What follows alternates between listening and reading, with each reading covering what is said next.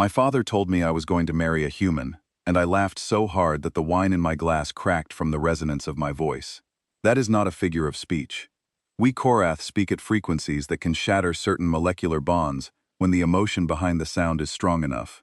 I found out later that 2 servants in the hallway suffered burst eardrums from my reaction. I did not apologize. I was too busy trying to understand whether the most powerful man in 9 star systems had lost his mind. He had not. The treaty document was already signed. I could see the seal of the Dominion still glowing faintly on the parchment where it sat on his desk, that ancient bioluminescent ink we use for documents that cannot be undone. The seal pulsed like a heartbeat. I hated it immediately. A bonding of houses, my father said. His voice was steady, his eyes were not.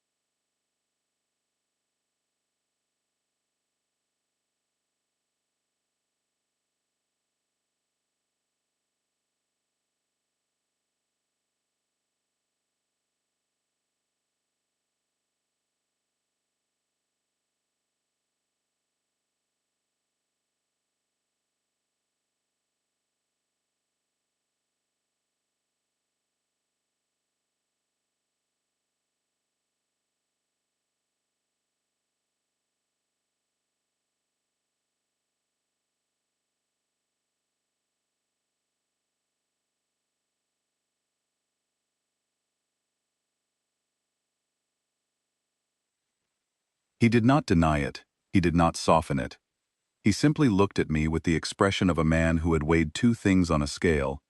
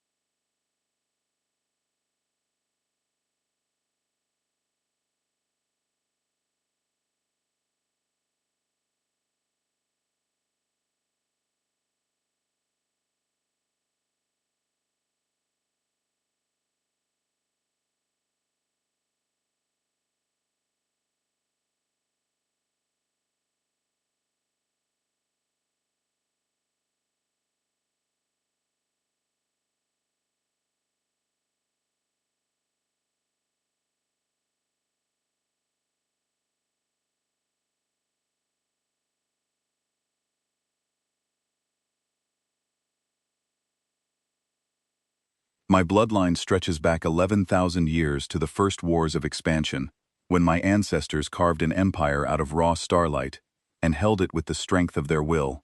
My eldest sister, Thyre, married the heir to the Thessan conclave, our oldest rivals. My second sister, Velara, married into the Veldrothi syndicate, and now rules a trade network that spans half the galaxy.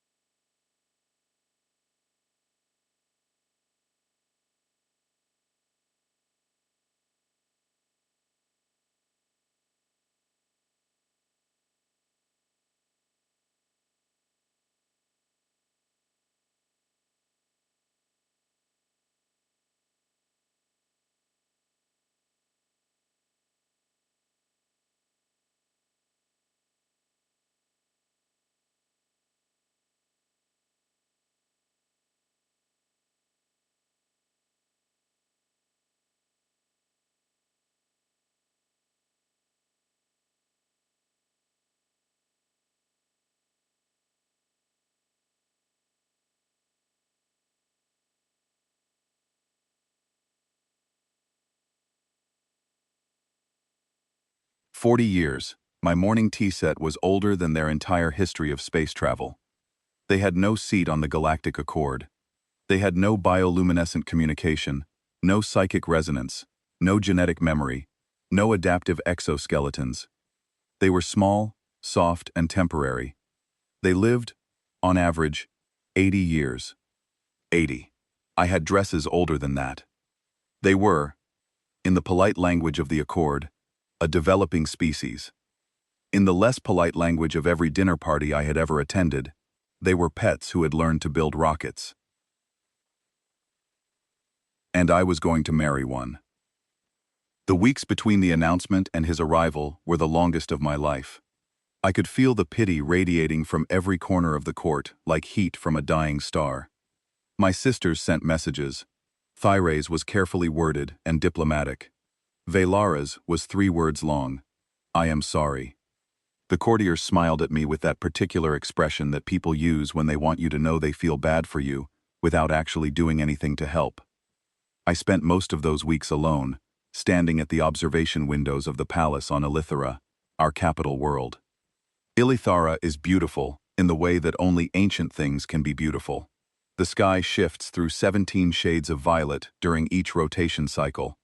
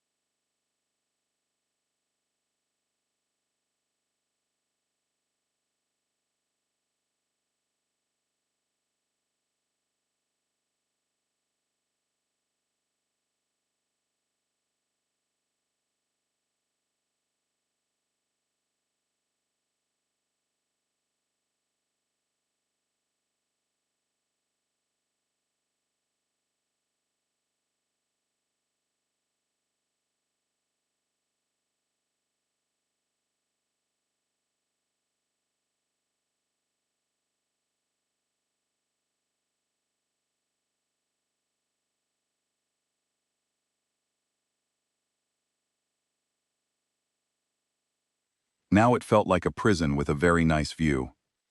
He arrived on a Tuesday.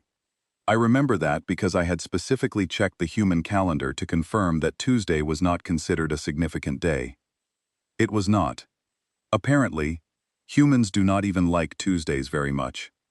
I found that oddly fitting.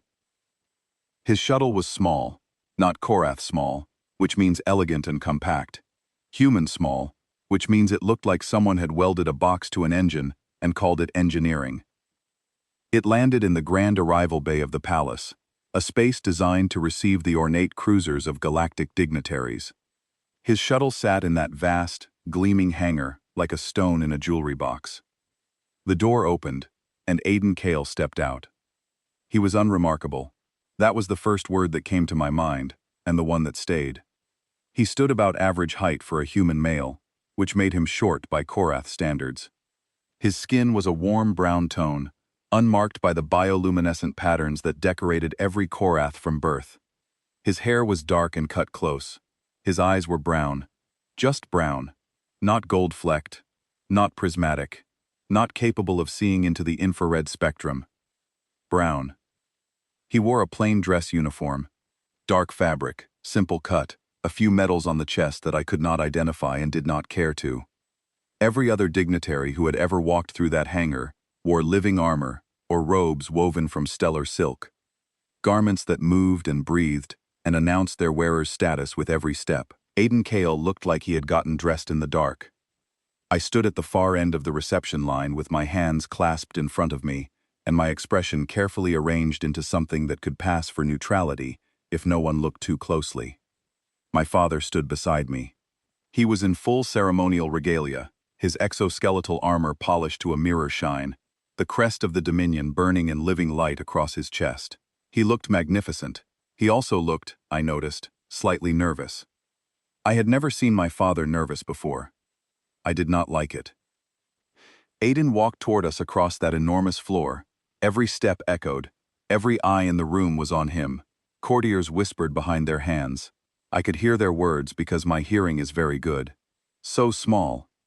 Is that really him? Thyre must be relieved she married first. How long do they even live? He reached us and stopped. He looked at my father first, then he looked at me. I expected something. Awe? Maybe? Fear? Perhaps. The Korath are tall, luminous, ancient-looking. Our eyes glow. Our skin shifts color with our moods. We are, by the standards of most species, deeply intimidating. Every alien dignitary who had ever met a Korath for the first time had shown some reaction. Aiden Kale looked at me the way you might look at a person standing across from you at a crosswalk. Politely, briefly, without any particular distress. Then he bowed, not a Korath bow, which involves the lowering of the head crest and the dimming of bioluminescence. A human bow. Slight, controlled, from the waist. He straightened up and said, in perfectly acceptable trade dialect Korath, "It is an honor." His voice was calm, his hands were steady, his heartbeat, which I could hear, because Korath ears can detect cardiac rhythms at close range, was 62 beats per minute, resting rate. He was not nervous at all. I found that irritating. The wedding ceremony took place 3 days later in the Hall of Binding, a chamber carved from a single piece of living crystal that had been growing for 9,000 years. The walls pulsed with a soft inner light. The floor was warm. The ceiling was so high that clouds sometimes formed near the top during humid seasons. It was the most sacred space in the Dominion, and I was sharing it with a man who probably could not even pronounce the name of the god we were invoking. The ceremony itself was long and formal. Korath weddings are not celebrations. They are treaties. Every word spoken is a clause. Every gesture is binding. The officiant, a priestess so old that her bioluminescence had faded to a permanent soft glow, recited the vows in Old Korath, while Aiden stood beside me and listened to the translation through a small device in his ear. He repeated every vow without hesitation. I watched his face while he spoke, looking for some crack in that steady exterior, some sign that the weight of what he was agreeing to was pressing down on him. There was nothing. He spoke the way a man speaks when he has already made his decision long before the words were required. Then came the trial of flame. Every Korath wedding includes it. A ceremonial brazier is lit with plasma fire, and both partners press their palms into the flame.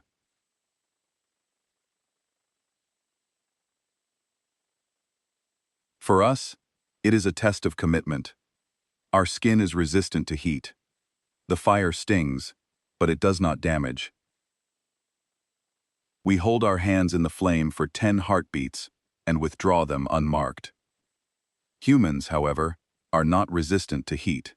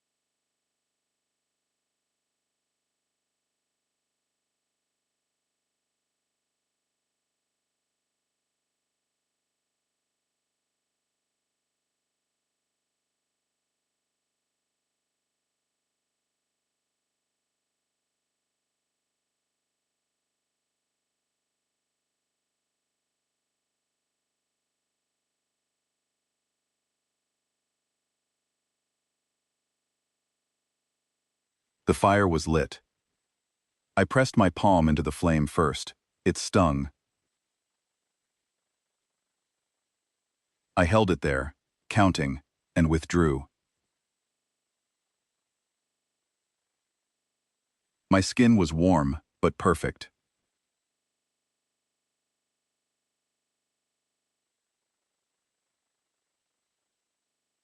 Aiden stepped forward. He looked at the fire. He did not look at me for reassurance.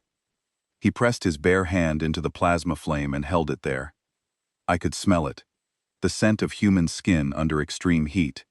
His heartbeat, which I was still monitoring without meaning to, rose from 62 to 88 beats per minute.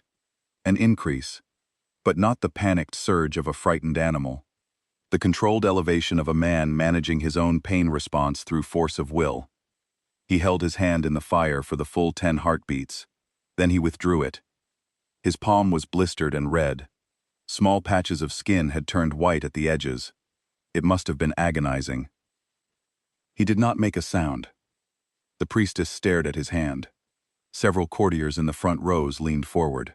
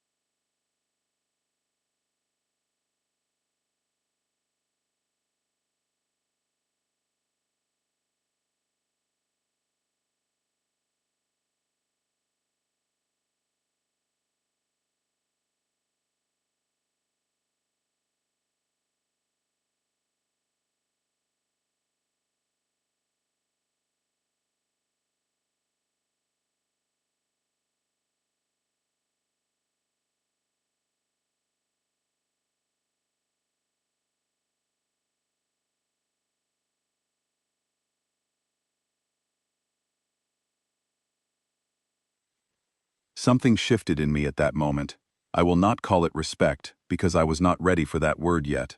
But the ground beneath my certainty cracked, just slightly, just enough to let in a single, uncomfortable question.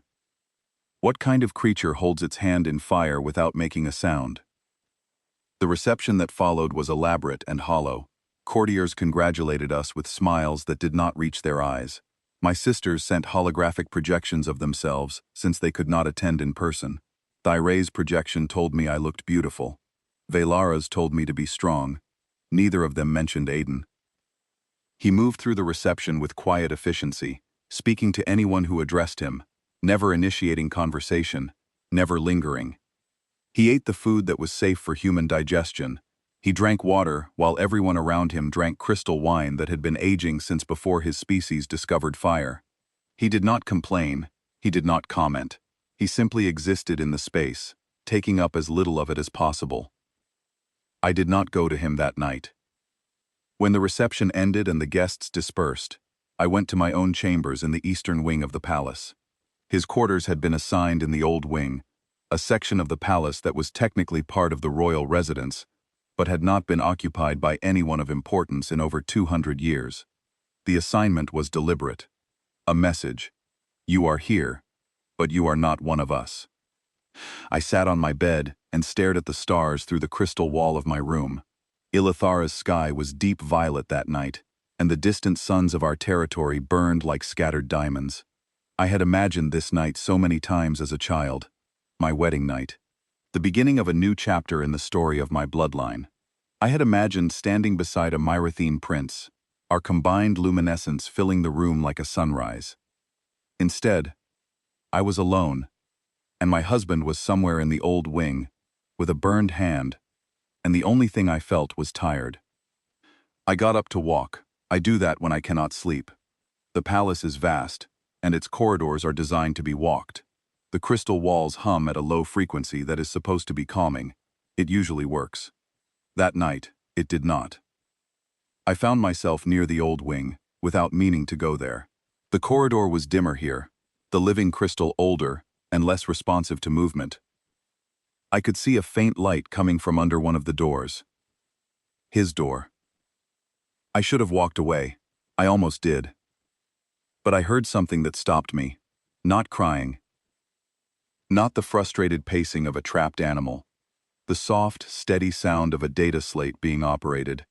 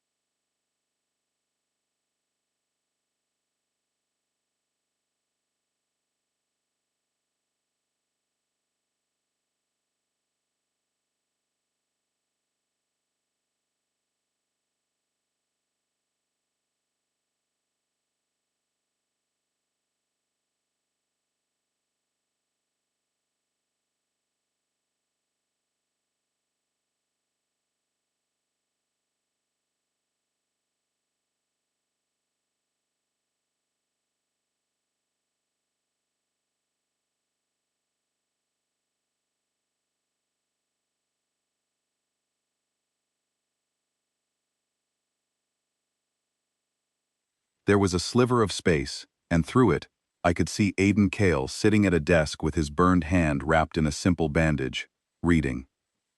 He was reading Korath military history. Not the popular accounts, not the simplified versions written for trade partners and diplomatic briefings. He had somehow accessed the deep archives, the scholarly texts written in formal Korath that most of our own citizens could not parse without academic training. He was reading about the siege of Velthar, a campaign from 800 years ago that is considered one of the most complex military operations in Dominion history. And he was not reading casually. I could see his eyes moving across the text with focus and intent. Occasionally, he would stop, go back, reread a passage.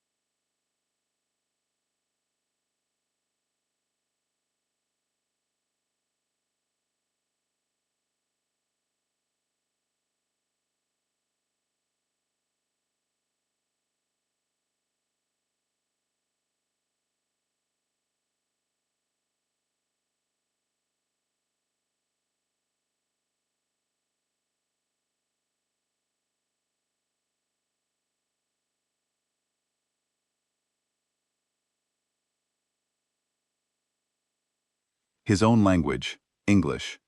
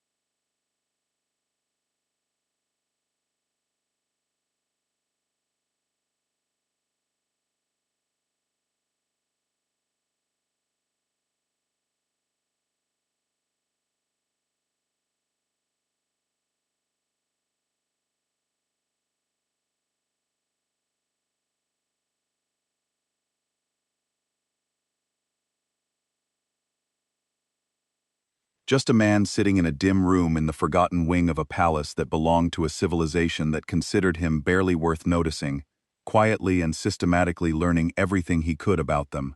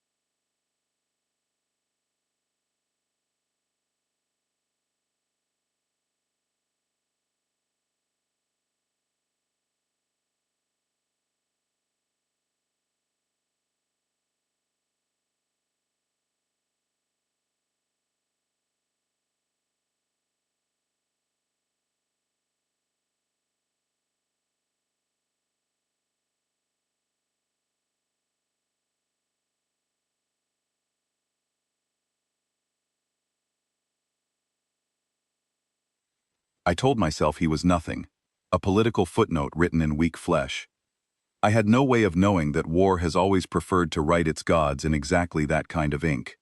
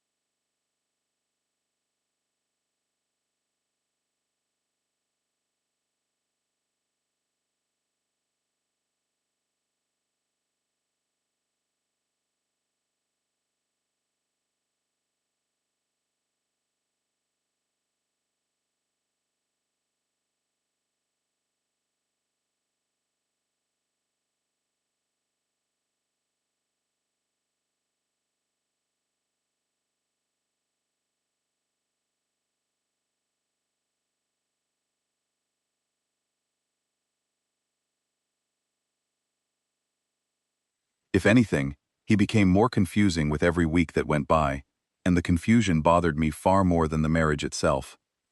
He did not demand my attention. That was the first thing I noticed, and it never stopped being strange.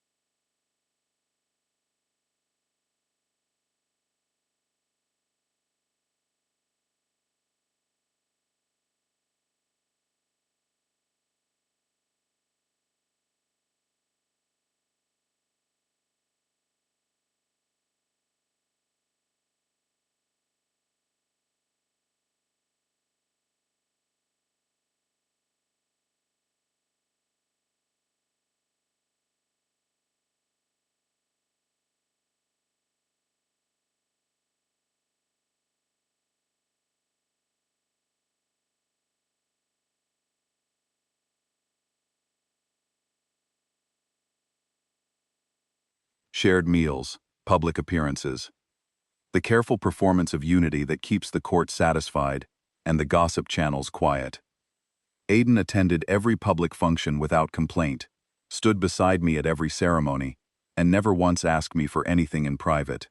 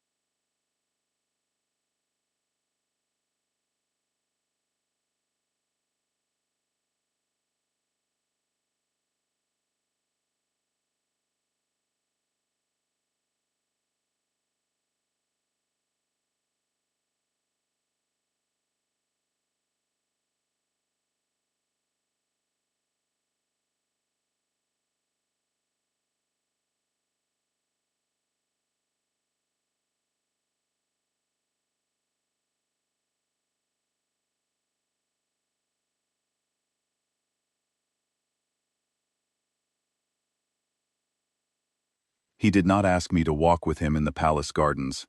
He did not ask me to pretend that our arrangement was anything more than what it was.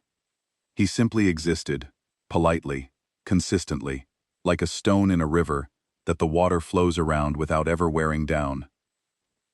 I found myself watching him more than I wanted to admit.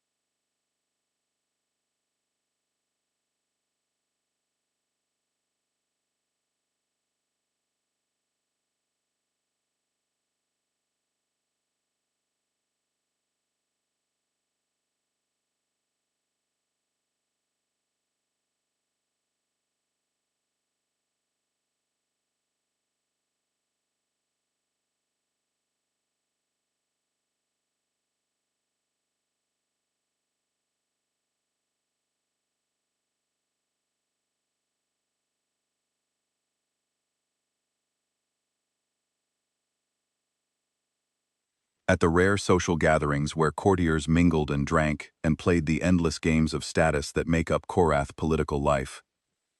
He was always watching too. That was what unsettled me most. He was not passive. He was not simply enduring his exile at the margins of a civilization that had no use for him. He was studying. Every conversation he overheard, every interaction he witnessed, every subtle power play and alliance shift that rippled through the court. He absorbed it all with those unremarkable brown eyes that never seemed to miss anything. I caught him at it one morning during a war council session. The Dominion holds regular councils to review fleet deployments, border security, and military readiness. They are long, technical, and deeply boring unless you are a career officer or a strategic analyst. Most courtiers avoid them. I attend because it is expected of me as a princess of the blood. Aiden attended because no one had told him he could not. He sat in the observers' gallery, a section of tiered seating above the main floor, where junior officers and diplomatic staff were permitted to watch the proceedings. He had a data slate on his knee, and his burned hand, now mostly healed but still slightly scarred, resting on the armrest. He was listening to a debate about fleet rotation schedules along the Thessan border. I was watching from the royal balcony above, and I could see him clearly. What caught my attention was the pattern of his note-taking. He was not writing down what the generals were saying. He was writing down what they were not saying. The gaps, the assumptions, the things they took for granted because their military doctrine had not changed in 1,000 years, and they could not imagine it ever needing to. I should not have cared.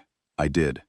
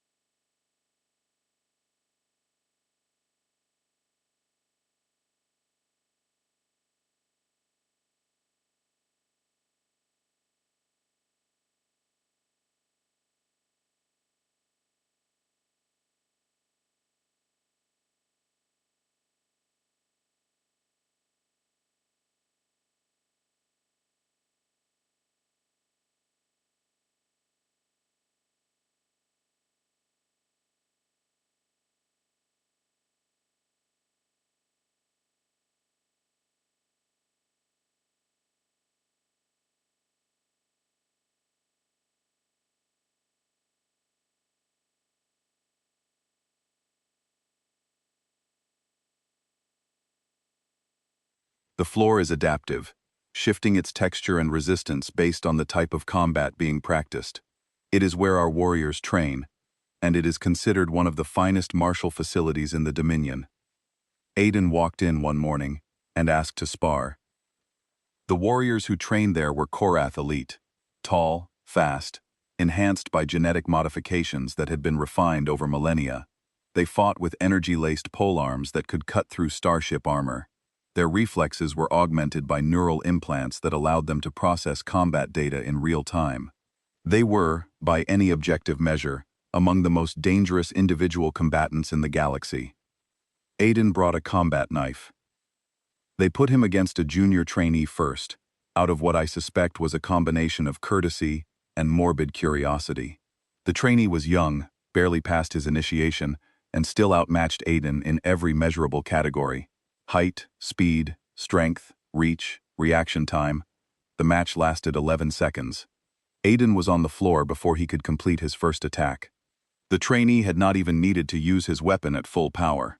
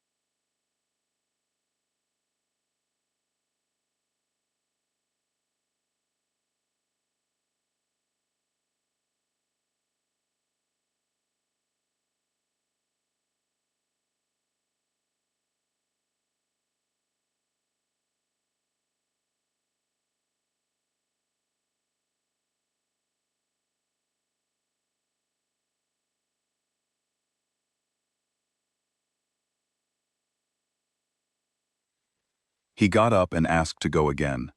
He lost the second match in 9 seconds, the third in 14.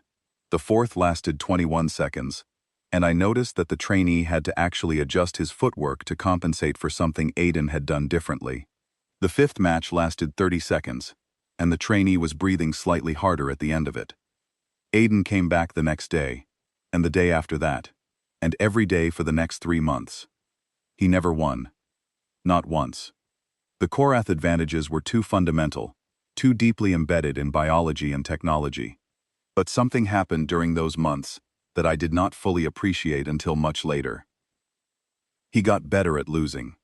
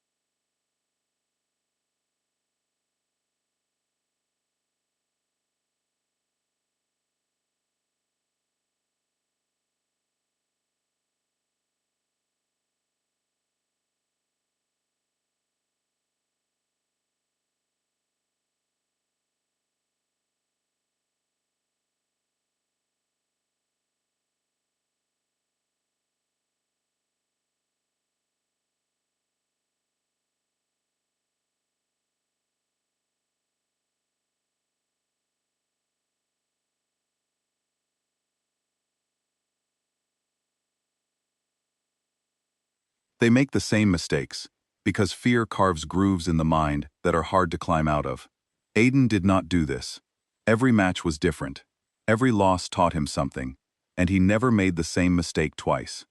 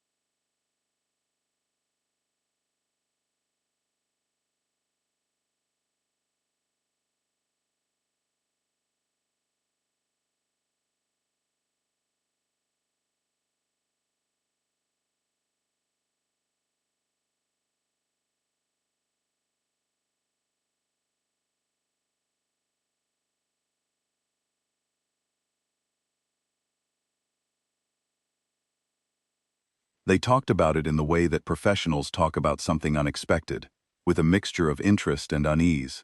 He was not getting stronger. He was not getting faster. But he was learning to read them, to anticipate their techniques, to find the tiny gaps in their forms that even they did not know existed. A senior warrior named Draven told me something, after watching Aiden train one afternoon. Draven was old by soldier standards, covered in the pale scars that Korath earn over a lifetime of combat, and he had trained more warriors than anyone in the palace. He rarely spoke about individual fighters.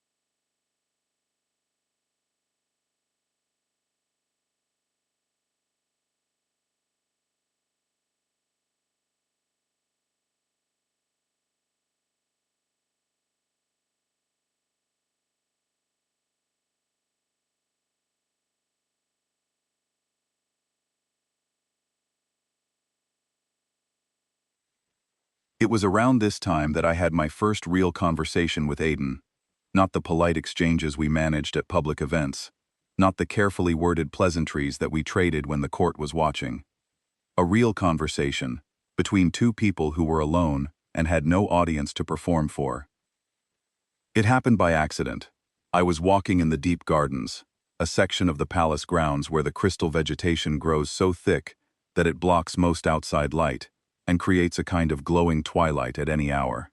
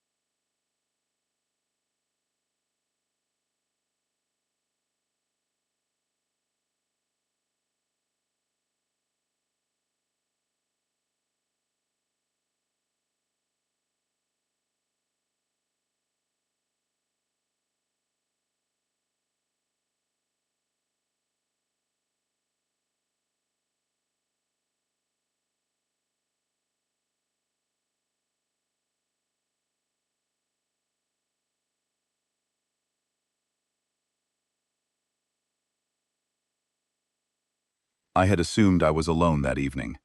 Aiden was sitting on a bench near the central pool, a body of water so still and clear that the crystal formations growing beneath its surface were visible down to a depth of 30 feet. He was not reading. He was not training. He was just sitting, looking at the water, with an expression that I could not identify at first. It was not sadness. It was not anger. It was something quieter than both of those things. A kind of settling, like watching someone put something heavy down after carrying it for a long time. I should have turned around and left. We had gone 6 months without a private conversation, and there was no reason to break that pattern. But something about the way he was sitting there, alone in the blue-green light of the deep gardens, made me stay. I sat down on the opposite end of the bench.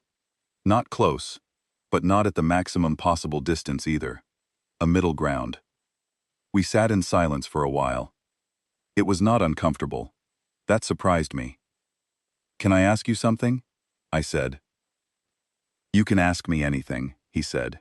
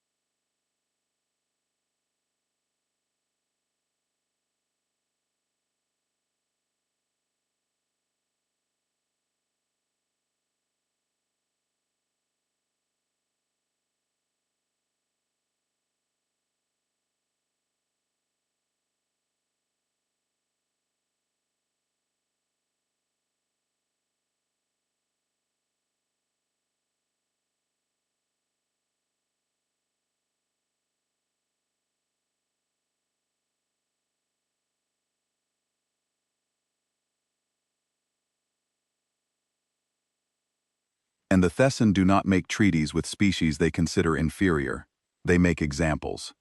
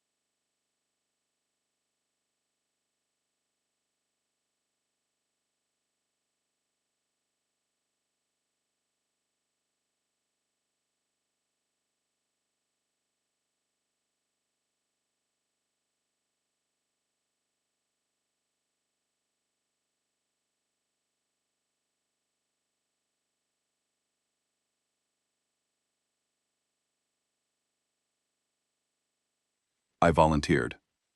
Why? He looked at me for the first time during the conversation. His eyes, those plain brown eyes, held something that I could not name.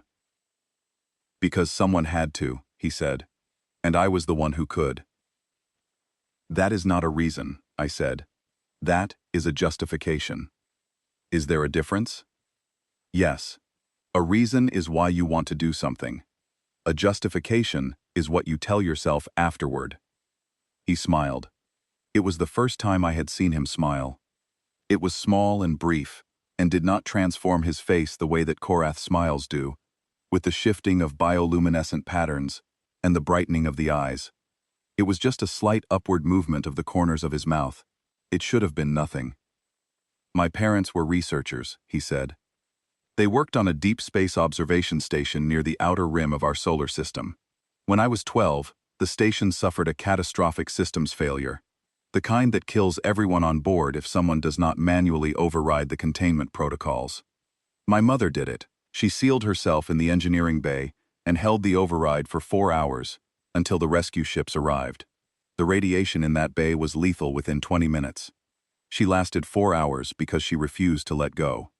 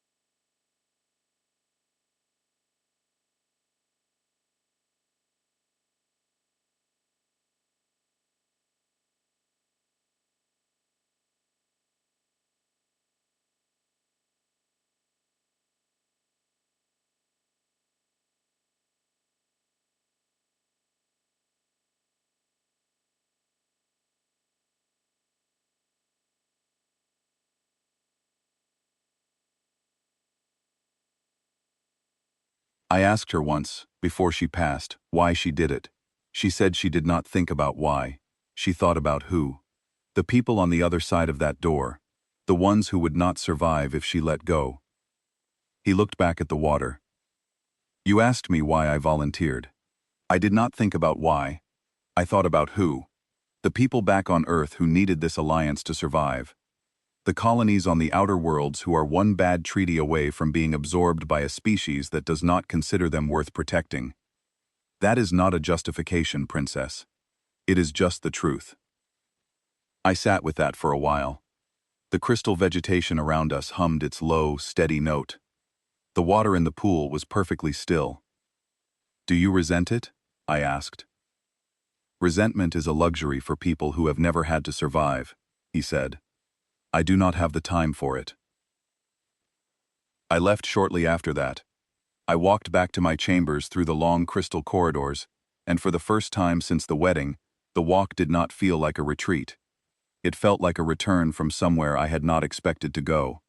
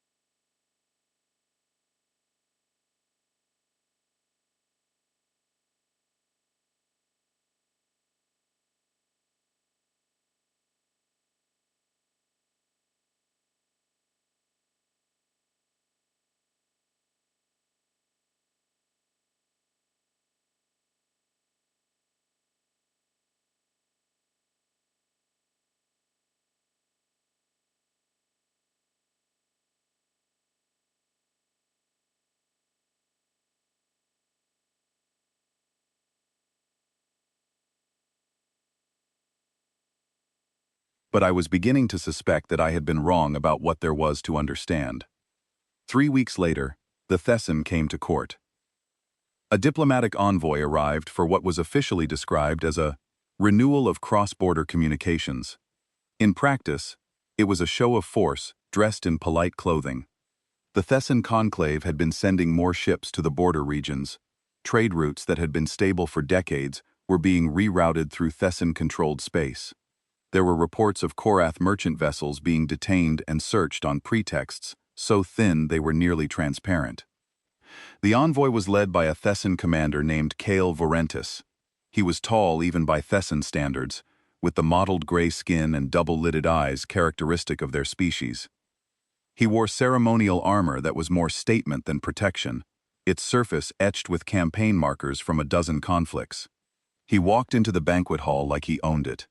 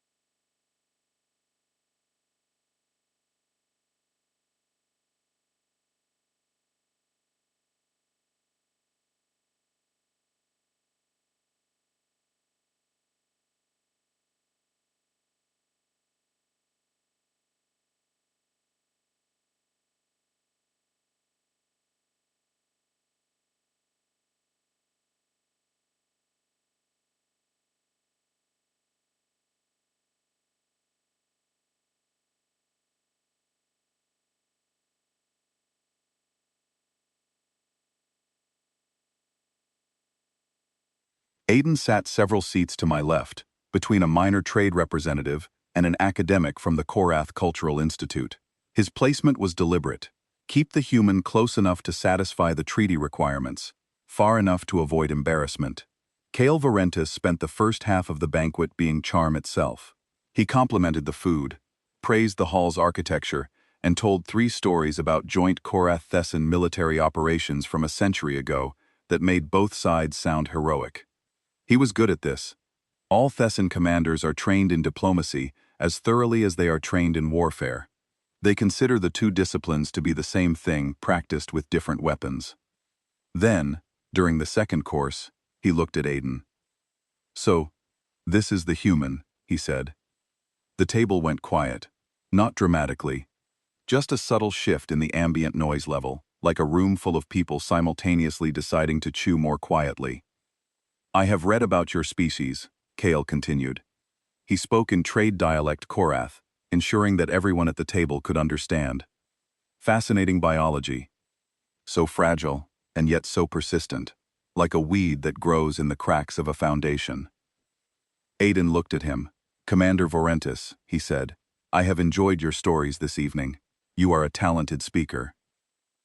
"And you are a gracious guest," Kale said. I wonder about the wisdom of the arrangement that brought you here. A bonding of houses is meant to strengthen both bloodlines. One must ask what strength a human brings to a house that has stood for 11,000 years. The silence at the table was complete now. "I understand the concern," Aiden said. His voice was even. Not cold, not aggressive, even. "It is a reasonable question from a strategic perspective." Kale smiled. It was not a kind smile. "I meant no offense. I simply observed that certain pairings are more natural than others. A crystal and a stone, a river and the sea, a princess of the Korath and—" He paused, letting his gaze travel over Aiden's plain clothing and unaugmented frame. "A larval species."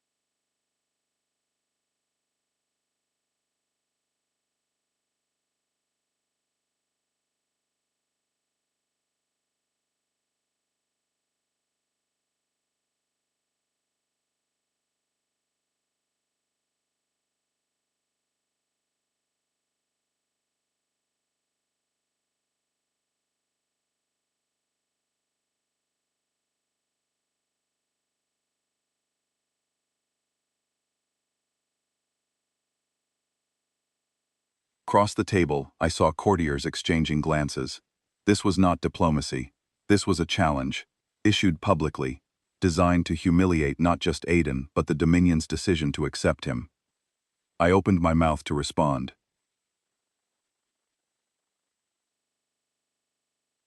Korath protocol allowed me to speak in defense of my household. Aiden spoke first. "Commander," he said, and his voice was still perfectly calm. "I appreciate the observation. You are correct that my species is young. We do not have 11,000 years of history. We do not have bioluminescent communication or adaptive exoskeletons. We are, by your metrics, quite limited." He paused. He picked up his glass of water and took a small sip.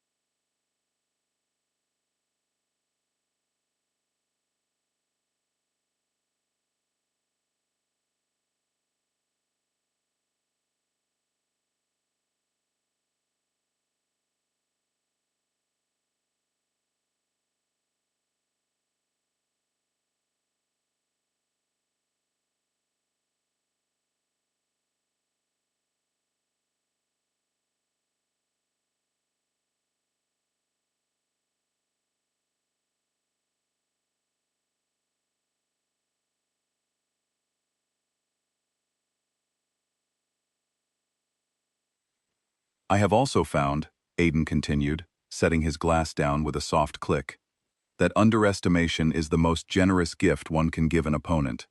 I thank you for yours." He returned to his meal. The conversation at the table slowly, awkwardly resumed. Kale Varentis spent the rest of the evening watching Aiden with an expression that was no longer amusement. I watched too.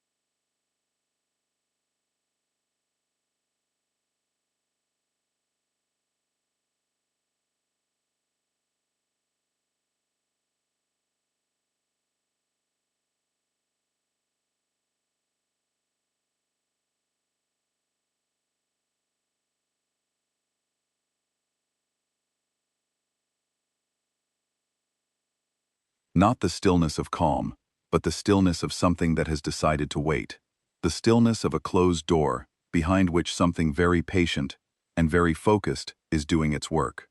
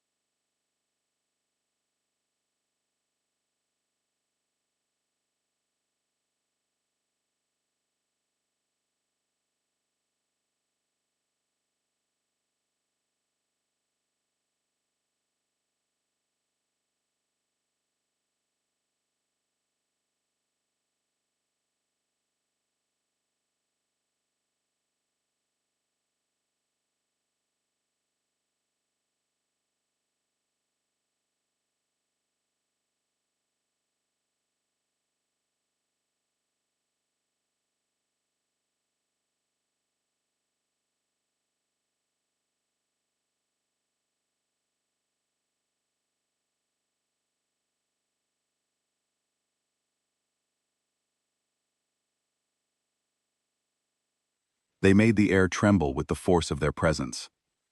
I did not yet understand how dangerous silence could be. I woke to a sound I had never heard before. A deep, bone-shaking tone that resonated through the crystal walls of the palace and vibrated in my chest like a second heartbeat. It took me 3 seconds to identify it. Emergency frequency.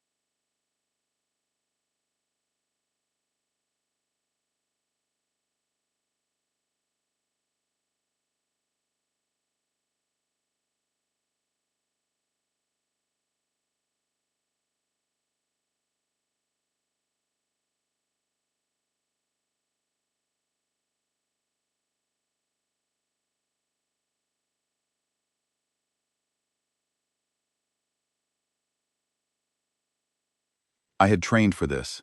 Every member of the royal family trains for wartime protocols from the age of 8. I knew the routes, the procedures, the chain of command. What I did not know, what no one in the Dominion knew in those first chaotic hours, was the scale of what was happening. The Thessan conclave had launched a simultaneous invasion across 3 sectors. Not a border skirmish. Not a targeted strike against a contested outpost. A full-scale military offensive designed to shatter the Korath front lines before we could organize a response. Hundreds of warships, thousands of support vessels, troop transports carrying ground assault forces toward our colony worlds. The Thessan had been planning this for years, and they had hidden the buildup so perfectly that our intelligence services had detected nothing. The command center beneath the palace was already crowded by the time I arrived. Holographic projections of the 3 invasion corridors filled the central display, each one showing a wall of red contact markers advancing through our territory. Officers were shouting coordinates. Communications operators were trying to establish contact with border fleet commands that were not responding because they had already been overwhelmed.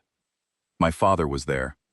He stood at the center of the chaos like a pillar that the storm had not yet learned how to break, issuing orders with the controlled precision of a man who had spent his entire life preparing to command under pressure.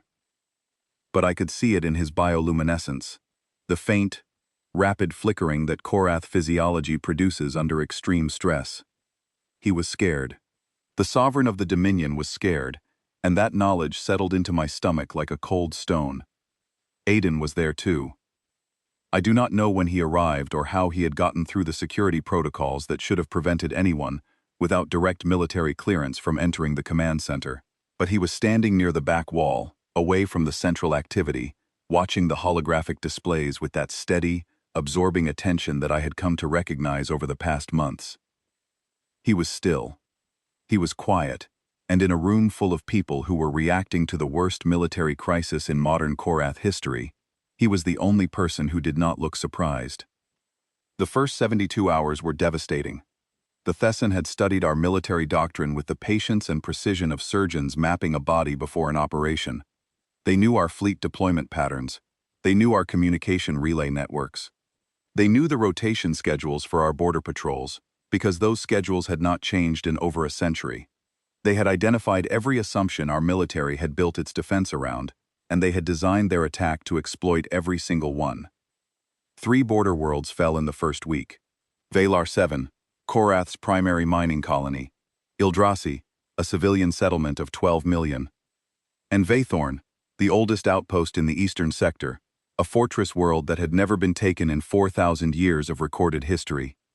The Thessan took it in 6 days. The court was in shock. The military was in chaos. Generals who had spent their careers commanding fleets in peacetime exercises were suddenly facing an enemy that did not fight according to any of the rules they had been trained on. The Thessan were using drone swarms, autonomous weapons that attacked without pilots, without honor codes, without the ritual challenges that Korath military tradition required before engagement. They were targeting civilian shipping corridors and medical transport routes. They were jamming communications and planting false signals to draw Korath response fleets into empty space, while the real attacks hit undefended sectors. It was not warfare as the Korath understood it. It was something else entirely. Something that did not care about tradition or honor, or the thousand-year-old codes that had governed how civilized species conducted armed conflict. I attended the War Council on the 8th day of the invasion. The atmosphere in the council chamber was poisonous. Generals who normally projected absolute confidence were arguing openly, their bioluminescence flaring in patterns of anger and fear. Fleet Admiral Threvon, the highest-ranking military officer in the Dominion, was presenting a counterattack plan. He wanted to commit the primary fleet to a direct engagement at the Veilun Corridor, a strategic choke point between Dominion core space and the conquered border sectors. The plan called for a traditional pincer formation, the backbone of Korath naval strategy for the past millennium, using two battle groups to encircle and destroy the Thessan advance force.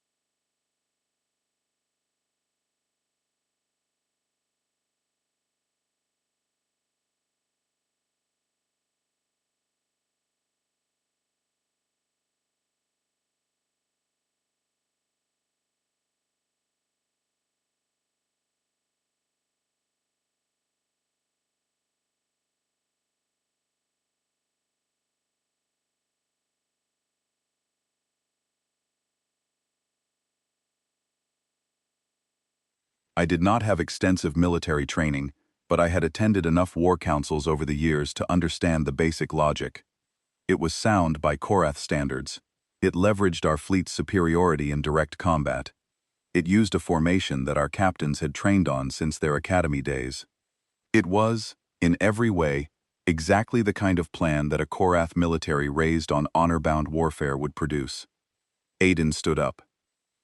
The room did not exactly fall silent, because it had never been exactly quiet.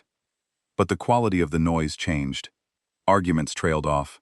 Heads turned.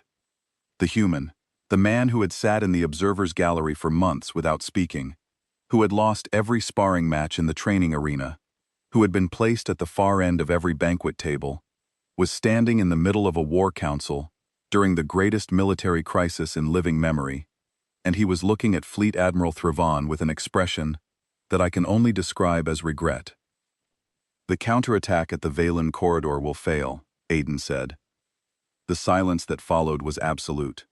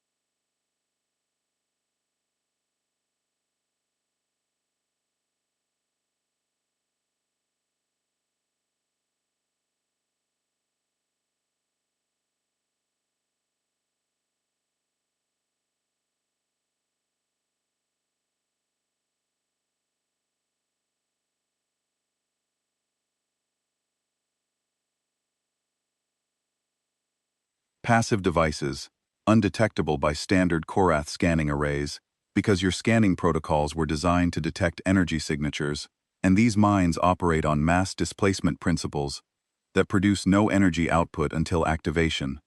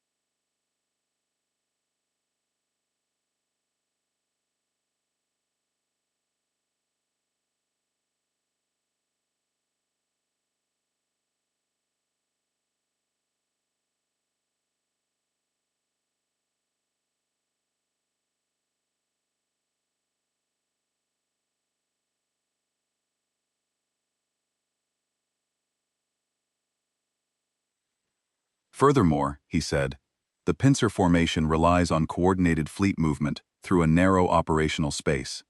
The Thessan know this. They have studied your formation doctrine as carefully as they studied your patrol schedules. The corridor is not an opportunity. It is an invitation. They want you to commit your primary fleet to that space. Once you do, the mines will collapse the corridor's navigational windows, and your fleet will be trapped in a confined space with no room to maneuver. The Thessan will not need to defeat you in combat. They will simply need to wait until your ships burn through their energy reserves, trying to escape the disruption field. Fleet Admiral Threvon's bioluminescence went white. In Korath physiology, white luminescence indicates either extreme shock or barely controlled fury. In his case, I suspect it was both. And how? Threvon said, his voice tight with something that was trying very hard not to be rage. Would a human know the deployment specifications of Thessan gravity mines? I do not know their specifications, Aiden said. I know their logic. The Thessan have spent this entire campaign exploiting your adherence to predictable doctrine. Every attack has been designed to draw a specific, foreseeable response. The pattern is consistent and deliberate. The Valen Corridor is the most obvious choke point on the strategic map. Your doctrine prioritizes choke point control. You will go there because your training tells you to go there, and they know that. You are suggesting, said General Sathra, a career officer with 30 years of active command, that our entire military doctrine is a weakness. I am suggesting, Aiden said carefully, that any doctrine that has not changed in 1,000 years is a map that your enemy has had 1,000 years to memorize.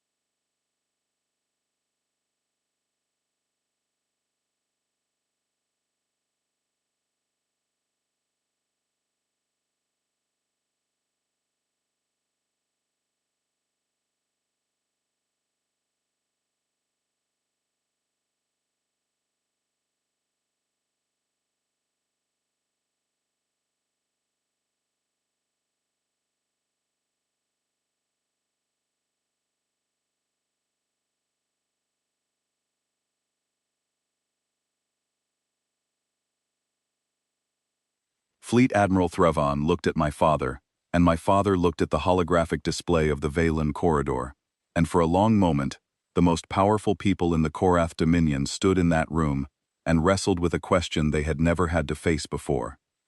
What if the human was right? They decided he was not.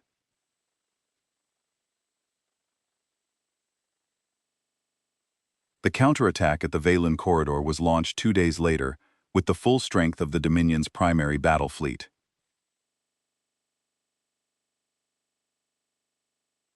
47 warships, including the flagship carrier Illithura's Grace, entered the corridor in a textbook pincer formation.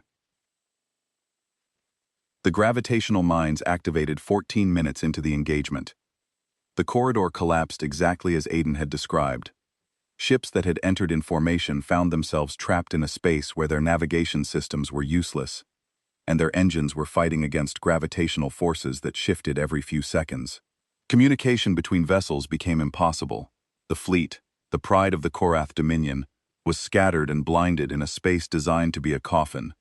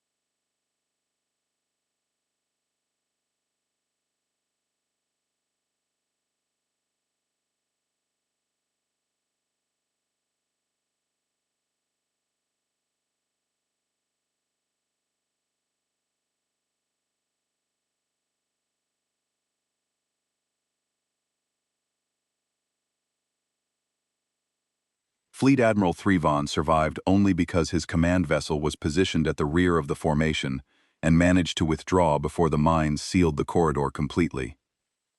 The news reached the palace in fragments. First the loss of communications, then the scattered distress signals, then silence. Then, slowly, the reports from the ships that had escaped. Each report was worse than the last. I found my father alone in his private chambers after the confirmation came through. He was sitting in the dark. His bioluminescence was completely extinguished, something that happens to Korath only under conditions of profound grief or exhaustion. He looked old, not the dignified age of a sovereign who has earned his gray, the sudden, crushing old of a man who has just learned that his decisions have killed 40,000 of his own people. "The human told us," he said when he saw me. "He stood in that room and told us, and we sent them anyway."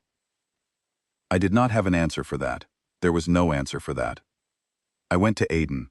I found him in his quarters in the old wing, sitting at the same desk where I had watched him study Korath military history on our wedding night. His data slate was open. He was reading the casualty reports. "You knew," I said. "I suspected," he said. "There is a difference, and it matters." "It matters?" 40,000 people are gone. "Yes." He looked at me. "And if they had listened, those people would not be gone. But they did not listen, because I am human, and humans are a footnote, and footnotes do not get to be right when generals are wrong. What do we do now?"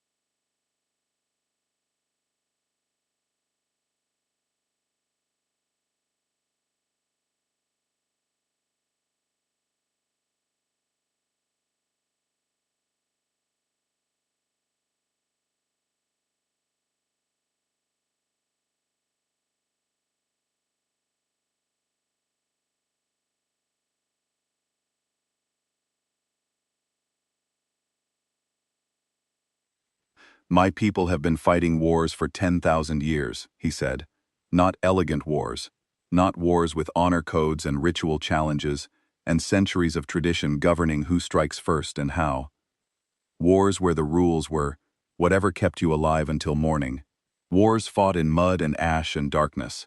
Wars where the only doctrine was survival, and the only tradition was refusing to stop when every rational calculation said you should.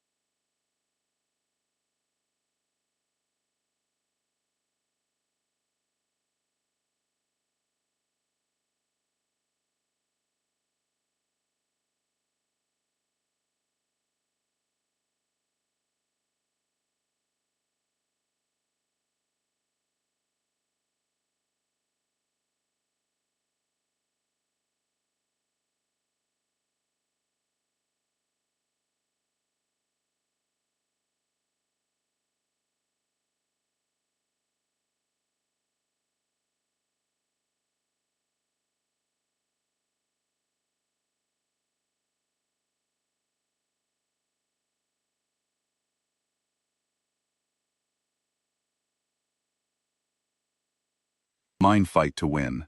There is a difference, and your enemy knows it. I went to my father the next morning.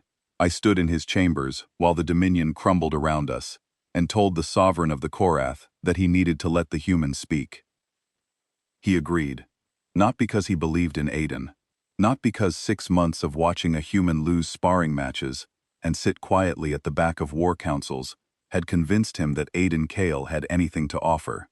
He agreed because 40,000 of his people were dead, and the Thessan were advancing, and his own military had just proven that 1,000 years of doctrine could not protect them from an enemy who had spent those same 1,000 years learning how to use that doctrine as a weapon. He agreed because he had run out of reasons to believe in anything else. They gave Aiden a chair at the war table, not a position of authority, not a command rank, a chair. A seat at the table where the decisions that would determine the survival of a galactic empire were being made. It was all he ever needed, a door left open by an inch.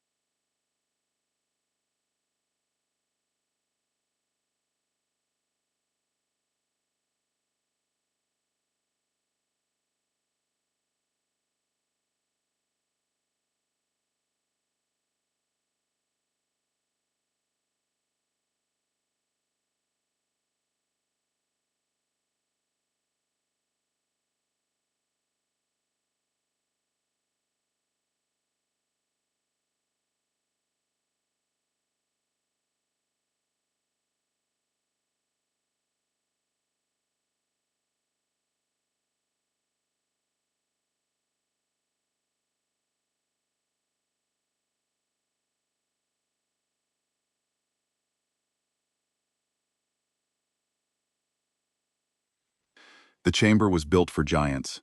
The ceiling was 40 feet high.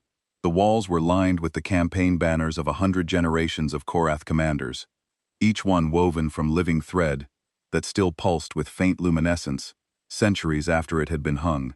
The holographic display table at the center was a masterpiece of Korath engineering, capable of projecting real-time tactical data across the entire Dominion warfront. Around it stood the most powerful military minds in the Empire, generals in living armor, fleet admirals with neural combat implants, strategic analysts whose bioluminescent patterns shifted with the speed of their calculations.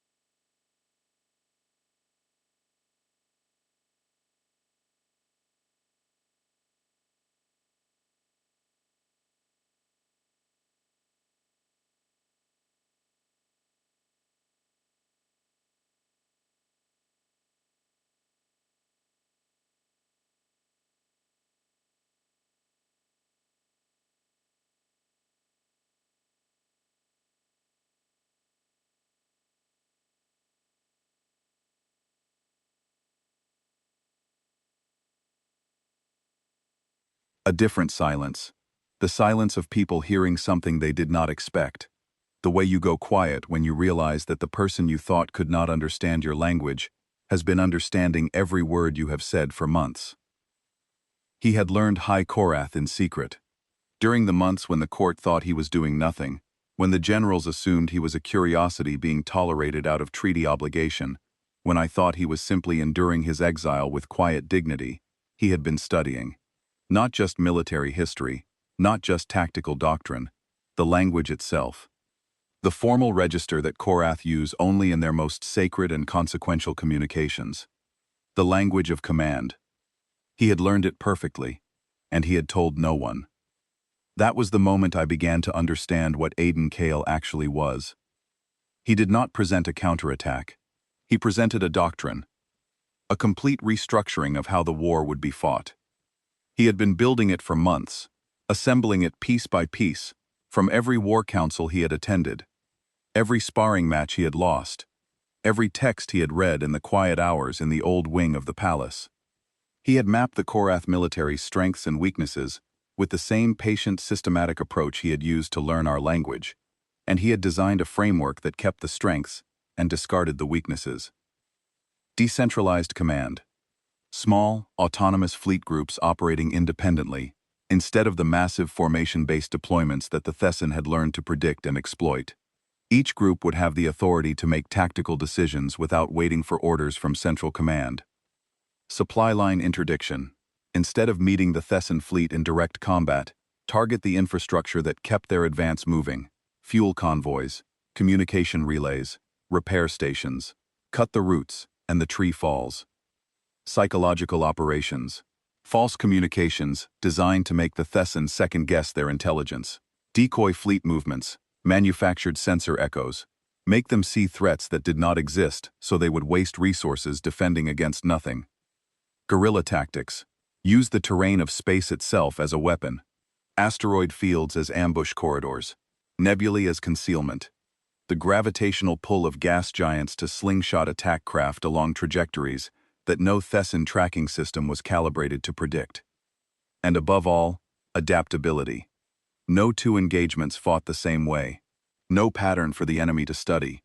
No doctrine for them to memorize and exploit. Every battle a new problem solved in real time by commanders who had been trained to think, not to follow. The generals hated it. General Sathra called it the tactics of vermin. Admiral Corvan said it was beneath the dignity of a Korath fleet.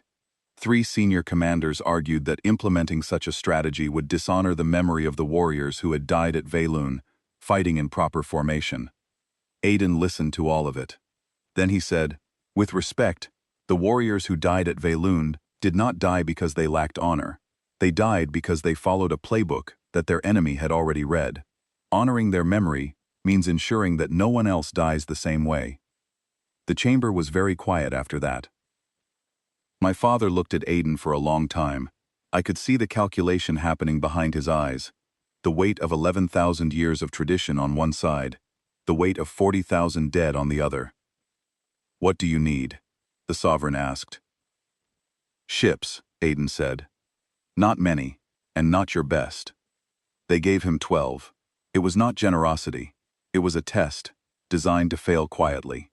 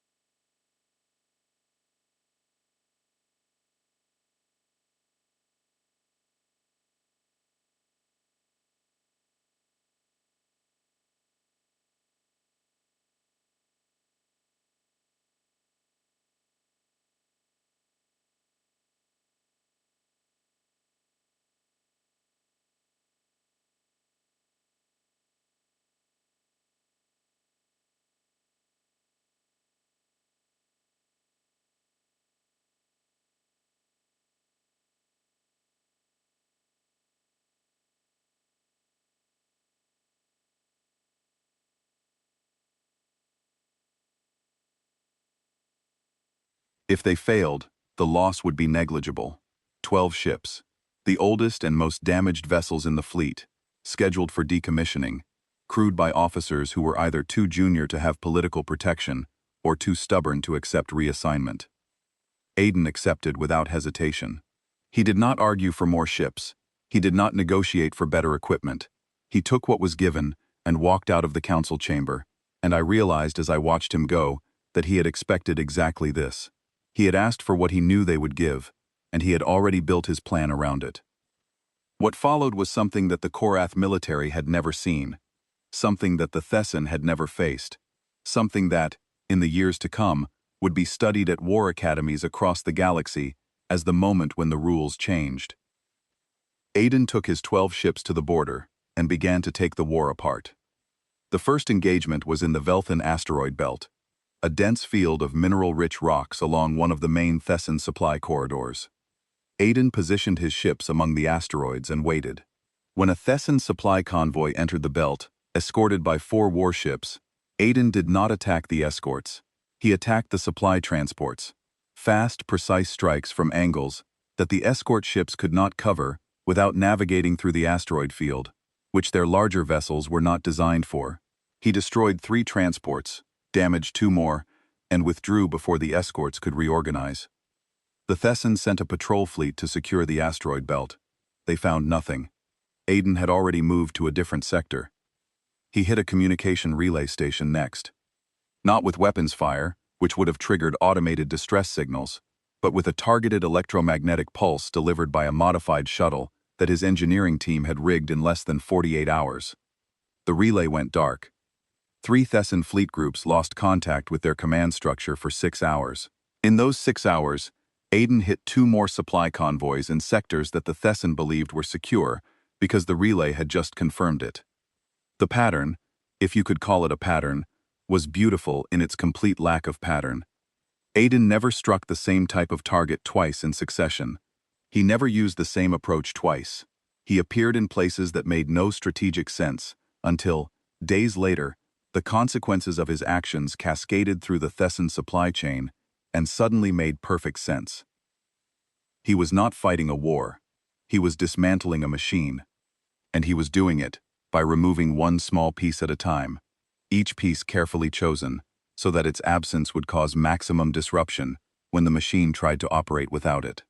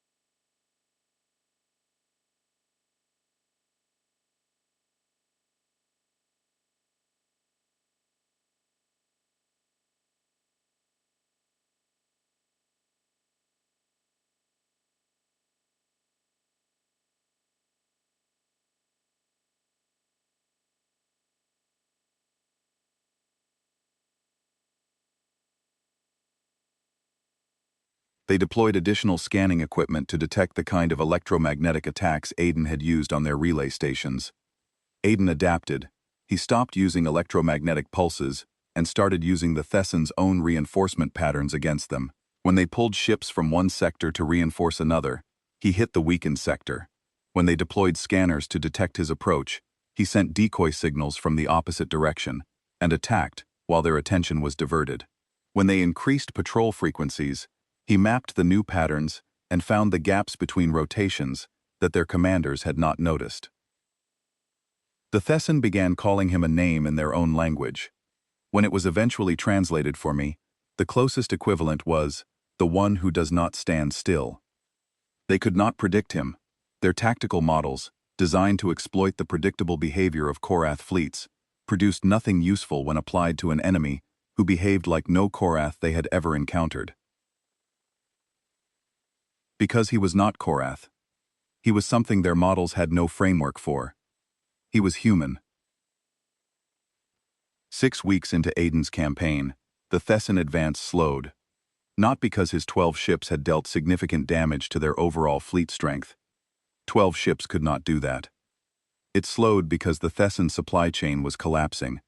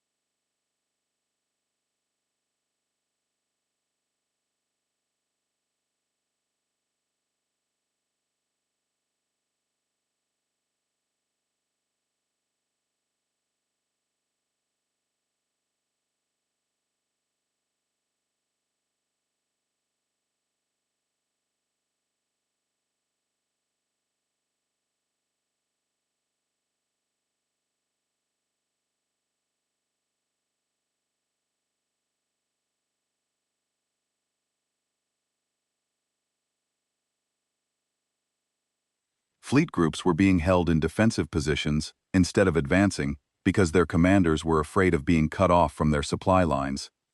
The confidence that had driven the initial invasion, the certainty that the Korath would fight in the predictable, honorable way they always had, was crumbling. I visited Aiden on his command ship for the first time during the 7th week of his campaign. The ship was called the Ember. It was an old destroyer-class vessel that had been in service for over a century. Its hull was scarred with micrometeorite impacts. Its weapon systems were 2 generations behind current standards. Its engine output was 60% of what a modern destroyer could produce. It was, by every objective measure, a ship that should have been in a scrapyard. It was also the cleanest, most efficiently organized military vessel I had ever been on. Aiden met me at the docking bay. He looked different, not physically. He was the same height, the same build, the same plain face and brown eyes. But there was something in the way he carried himself that had shifted. A steadiness that went beyond calm. The steadiness of a man who has found the thing he was made for and has stopped questioning it. The crew surprised me more than anything. They were Korath, every one of them. Korath officers and soldiers who had been assigned to expendable ships because they were considered expendable themselves. But they were not behaving like expendable soldiers. They were alert, focused, and operating with a coordination that I had not seen even on the Dominion's most elite vessels. And they adored him. I saw it in the way they looked at him when he walked through the corridors. Not the formal reverence that Korath soldiers show to their commanders. Something warmer. Something earned. A young lieutenant named Pyra told me why, during a moment when Aiden was occupied with a tactical briefing. He eats last, she said. Every meal. He does not eat until every member of the crew has been served. He sleeps less than anyone on the ship. When we took damage during the 3rd engagement, he was in the engineering bay with the repair teams, carrying components and running diagnostics. He knows every name on this ship. Not just names, families, homeworlds, the reasons they fight. She paused, and her bioluminescence shifted to a pattern that I had not seen from a Korath soldier before. A pattern of loyalty so deep that it bordered on devotion. He leads from the front, she said. Not from the throne, from the front. And he bleeds with us.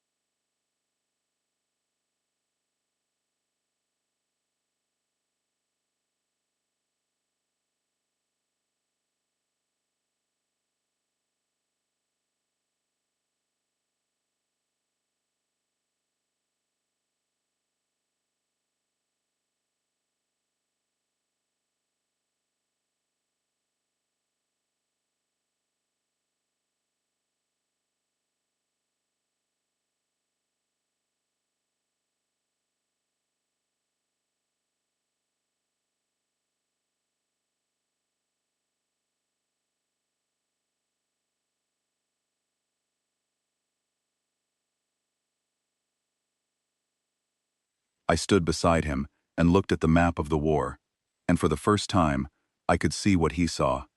Not just the positions of ships and the lines of advance and retreat, the connections, the dependencies, the invisible web of logistics and morale and momentum that held a military campaign together or pulled it apart. The Thessan are preparing something, he said without looking up. They have been pulling capital ships from their rear positions and consolidating them near the Aldous system. It is not a defensive reposition. They are building a strike force. For what? For me, he said. They have decided that 12 ships and 1 human are a bigger problem than the Korath primary fleet. They are going to try to eliminate us in a single overwhelming engagement. What are you going to do? He looked at me, and he smiled. Not the small, brief smile from the garden, something sharper, something that reminded me, for one startling moment, of the look I had seen on predator animals in the nature preserves of Elithera. Not cruel, not bloodthirsty, simply the expression of a creature that knows exactly what it is and what it is capable of. I am going to let them find me, he said. The battle at Aldous was the turning point of the war, and it was won before it started. Aiden leaked false intelligence through channels he knew the Thessan had compromised. The false intel indicated that his flotilla was operating from a hidden base in the Aldous system, using the system's gas giant as cover for resupply operations. The Thessan, desperate to eliminate the force that had been shredding their logistics for weeks, committed a massive strike force to Aldous. 17 warships, dozens of support vessels, more than enough to destroy 12 old destroyers. They arrived in the system and found nothing.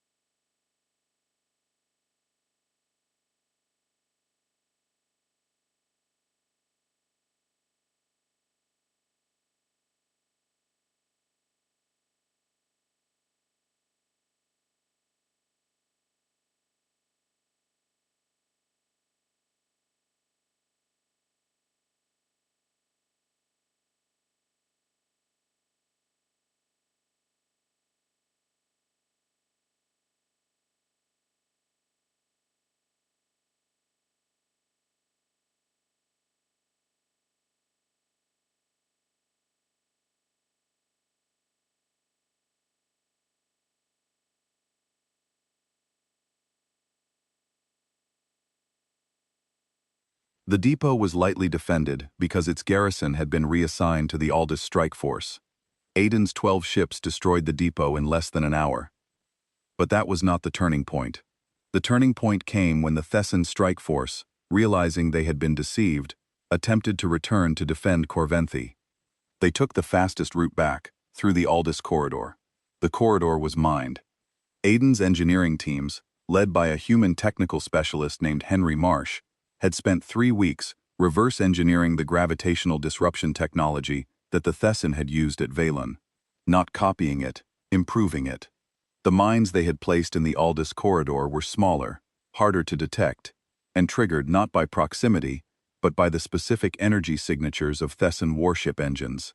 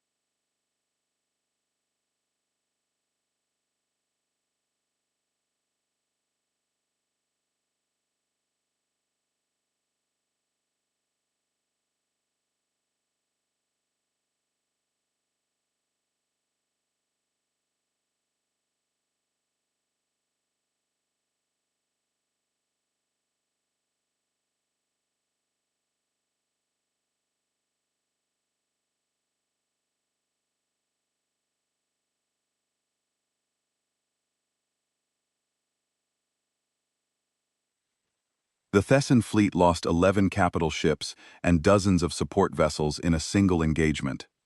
It was the largest single defeat suffered by the Thessan conclave in 300 years, and it was inflicted by 12 old destroyers commanded by a human who had been given those ships as a test designed for him to fail. The Korath soldiers who served under Aiden gave him a name after Aldous, not a Korath military rank, because he did not fit their ranking system, not a title, because he held no formal position in the Korath hierarchy. A word, an old word, from a dialect so ancient that most modern Korath did not know it existed. Vathan. The closest translation is difficult to express in a single phrase.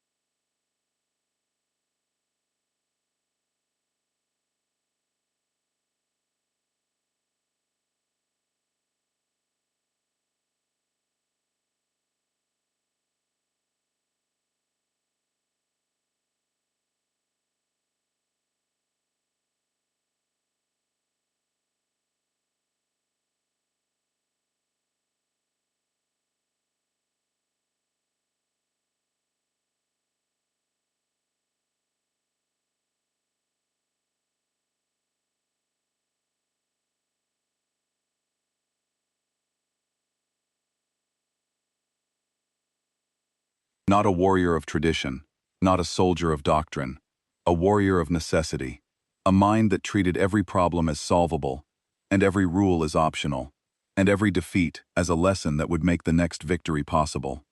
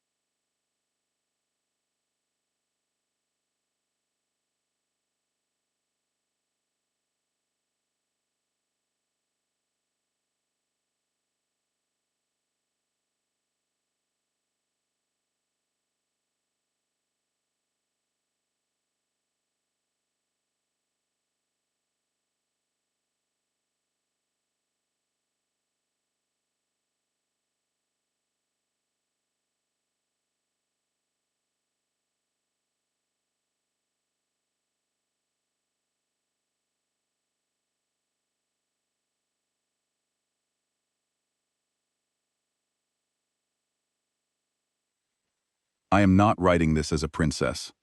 The title still belongs to me. The bloodline is still intact.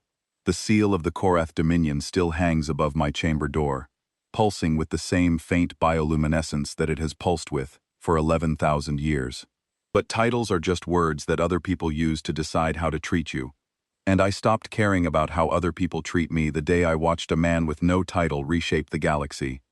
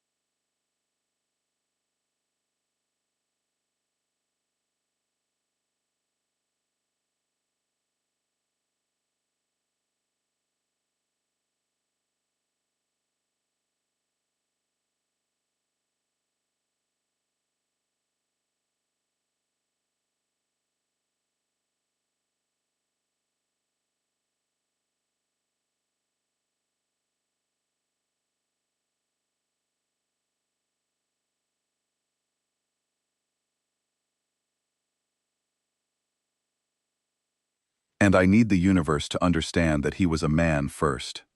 Because that is the part that terrifies me most. After Aldous, the war changed. Not slowly, the way that seasons change, but suddenly, the way that a river changes when a dam breaks. Everything that had been held back came rushing forward all at once. The Korath military, which had spent the first months of the war clinging to doctrine like a drowning man clinging to wreckage, finally let go. Aiden's 12-ship campaign had proven something that no amount of argument could have proven. His methods worked, not in theory, not on paper.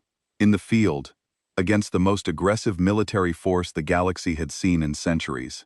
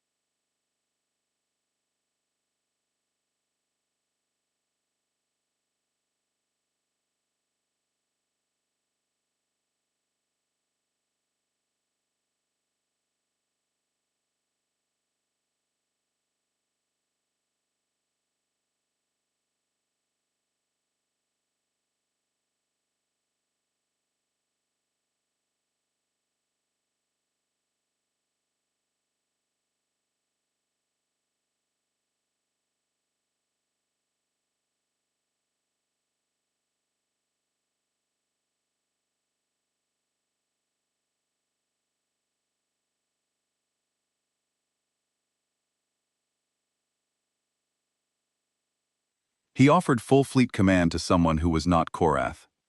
The senior military staff resisted. Of course they did. General Sathra argued that the honor of the Dominion required a Korath hand on the fleet. Admiral Corvan said that the soldiers would not follow a human commander. 3 members of the War Council submitted formal protests, invoking precedents that were older than most of the stars in our territory. My father overruled them all. 40,000 of my people died at Velun because we followed precedent, he said. If tradition is a shield that cannot stop the blade that is coming, then I will find a different shield. He looked at Aiden, and for the first time, I saw something in my father's expression that I had never expected to see directed at a human. Not respect. Not yet. Something that comes before respect. Recognition.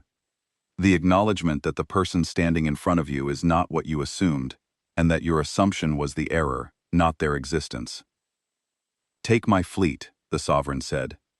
Bring my people home. Aiden accepted command on a cold morning, when the sky above Elethera was the deep violet of early season. He stood on the bridge of the Dominion's remaining flagship, a dreadnought called the Resonance, and addressed the entire fleet through a broadcast that reached every ship, every station, every listening post in Dominion space. He spoke in High Korath. He did not raise his voice. He did not make promises about victory, or glory, or the righteous destruction of the enemy. He spoke about the soldiers who had died at Velun, and the civilians on the occupied worlds, and the families waiting for news that had not come. He spoke about duty, not as an abstract concept, but as a weight that real people carry, because someone has to carry it. Then he said something that the fleet never forgot. I am not one of you, he said. I was not born under this sky.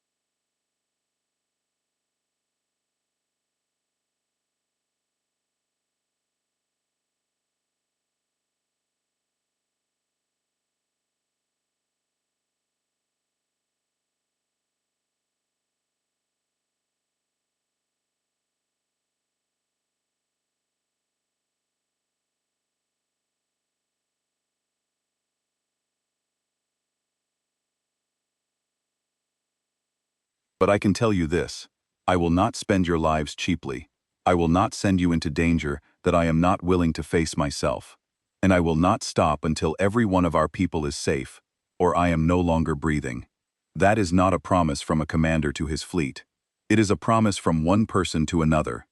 And where I come from, that is the only kind of promise that matters.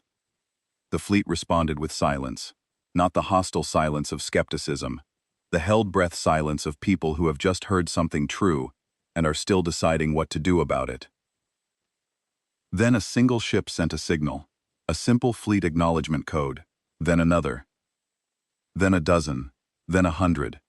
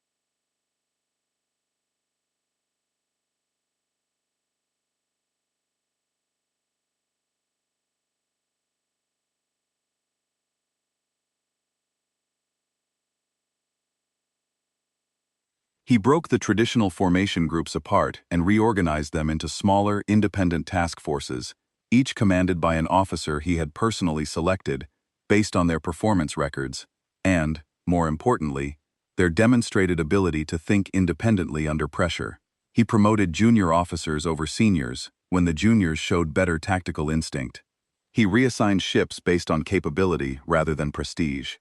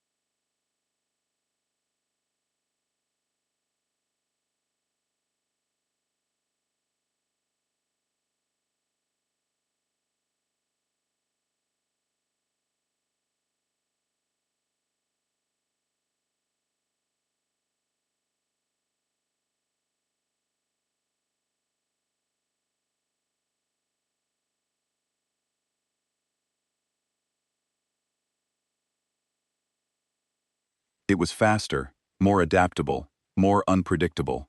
It still had the raw power and technological superiority that the Korath had always possessed.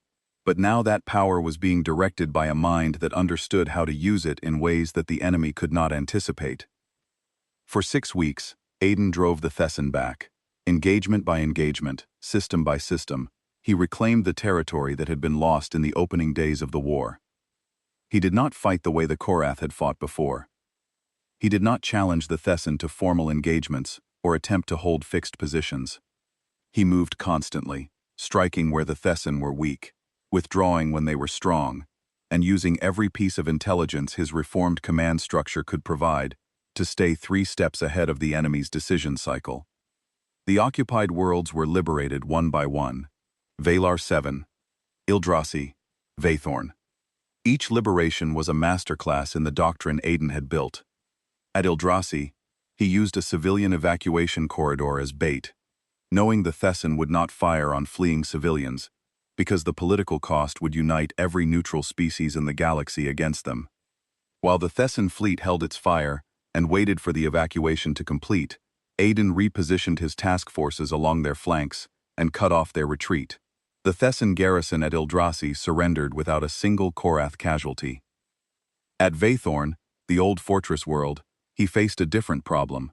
The Thessan had dug in deeply, fortifying the planet's surface with ground-based defense systems that could target ships in low orbit.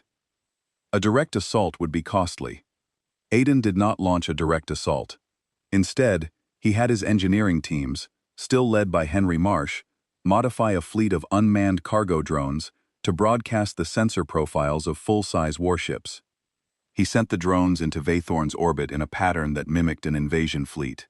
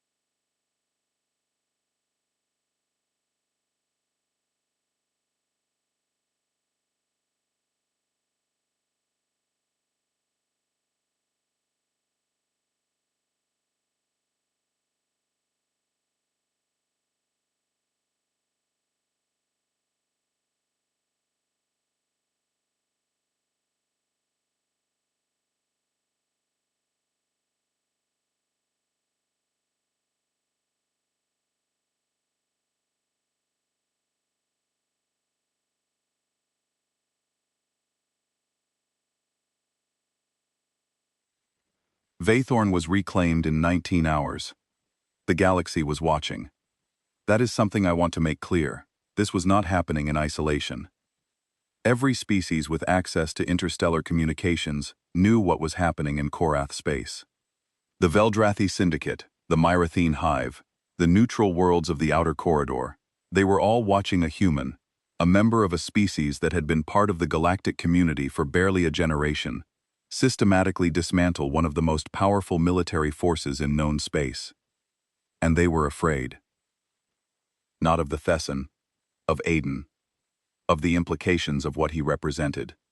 Because if a single human could do this, what could a billion of them do? What could a species that had been fighting wars among themselves for 10,000 years do when it turned that experience outward? The Thessan High Command was asking the same question, and their answer was the same answer that desperate military powers have always given when they face an enemy they cannot predict or outmaneuver.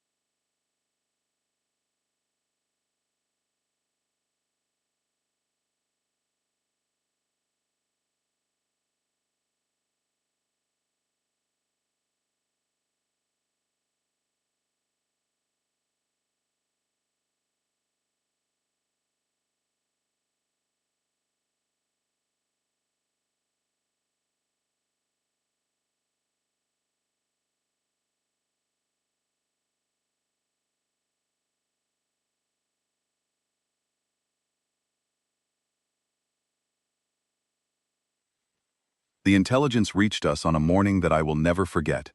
Thessan fleet movements across 3 sectors suddenly changed direction. Ships that had been defending supply lines were abandoning their positions. Garrisons on occupied worlds were being evacuated. Reserve fleets that had been held in Thessan home territory were mobilizing. Every asset the Thessan conclave still possessed was converging on a single point. Illithera. They were coming for our homeworld. It was the most dangerous and most predictable thing they could have done. Dangerous because the combined Thessan armada was still enormous, still technologically advanced, still crewed by soldiers who had been trained for war since birth. Predictable, because it was the only move they had left. If they could destroy Elithara, the heart of the Korath Dominion, the political and symbolic center of the Empire, it would not matter how many battles Aiden had won. The Dominion would fracture. The war would be over. Aiden saw it coming. He had been expecting it. I know this, because when the intelligence report was delivered to the bridge of the resonance, he read it, set the data slate down, and said, "Finally." Not with relief. Not with excitement. With the tone of a man who has been waiting for a piece of a puzzle to arrive, so he can finish the picture. He had been preparing for this, for weeks, while the galaxy watched him liberate occupied worlds and drive the Thessan back. He had also been building something else. Quietly, patiently, with the same methodical attention to detail that he brought to everything. The defense of Elithara was a trap. The largest, most complex trap ever constructed in the history of galactic warfare. And the Thessan were walking straight into it. I watched the battle from the planetary command center, 20 stories below the surface of Elithara. The room was enormous, filled with holographic projections that showed the space around our world in real time.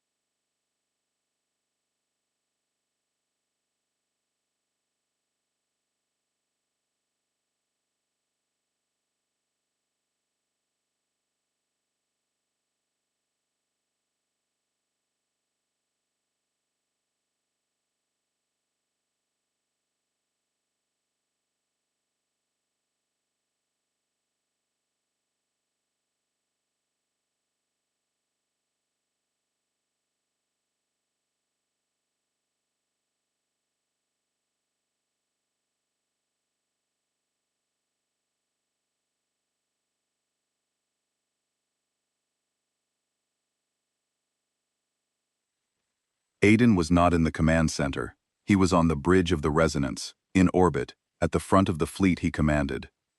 Where he always was. Where he had always been.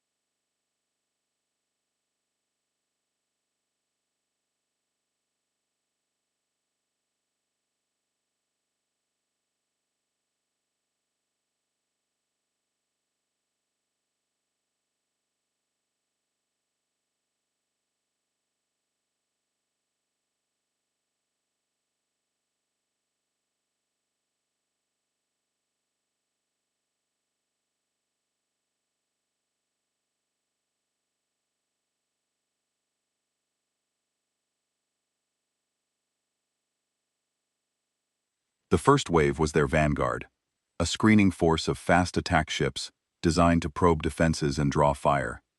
Aiden let them come. The orbital defense platforms engaged them according to standard protocols, putting up enough resistance to look convincing without revealing the full capability of the defense grid. The second wave was the main battle fleet. Hundreds of warships in a tight combat formation, their weapons charged, their shields at full power.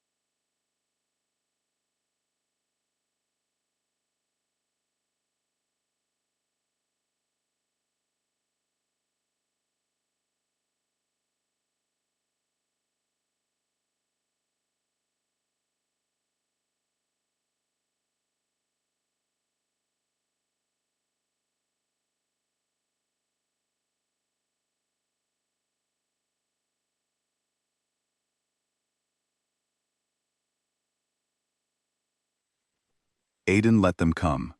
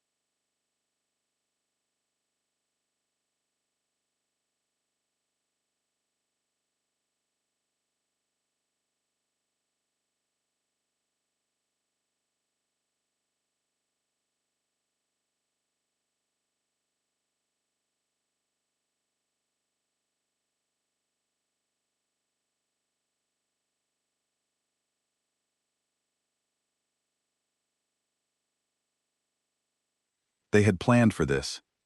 They had not planned for the Korath fleet to retreat. On Aiden's command, the entire Dominion fleet pulled back toward the planet, yielding the outer orbital zone to the Thessan advance. It looked like a withdrawal. It looked like the Korath were being pushed back toward the surface, their defense crumbling under the weight of the Thessan assault. It was a performance, and every ship in the fleet knew its role. The Thessan, sensing victory, pressed forward.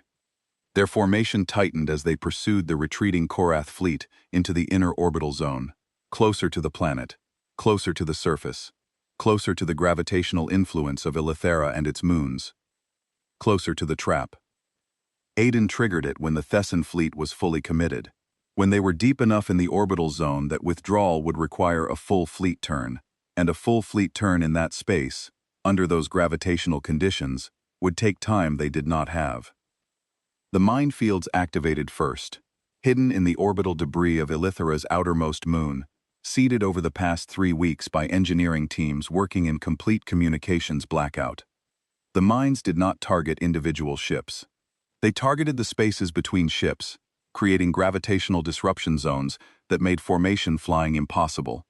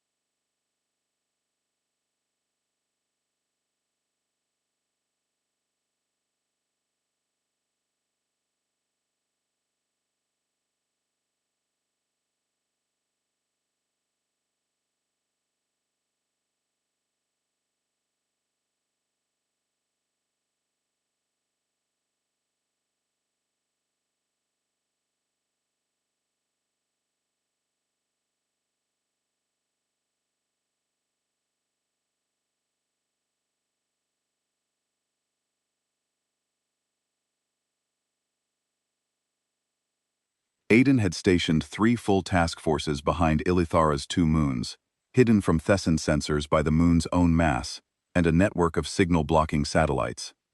They came around the moons like hands closing around a throat, cutting off the Thessan retreat vectors, and trapping the scattered fleet in a space that was now a kill zone. Then the ground-based mass drivers fired. Eleuthera's surface defense systems, ancient weapons built into the planet's crust during wars so old that no one remembered who they had been built to fight, opened fire for the first time in 600 years. Each driver launched a kinetic projectile the size of a shuttle at a velocity that made it invisible to tracking systems until it hit its target. The Thessan ships, scattered and unable to maneuver, could not evade.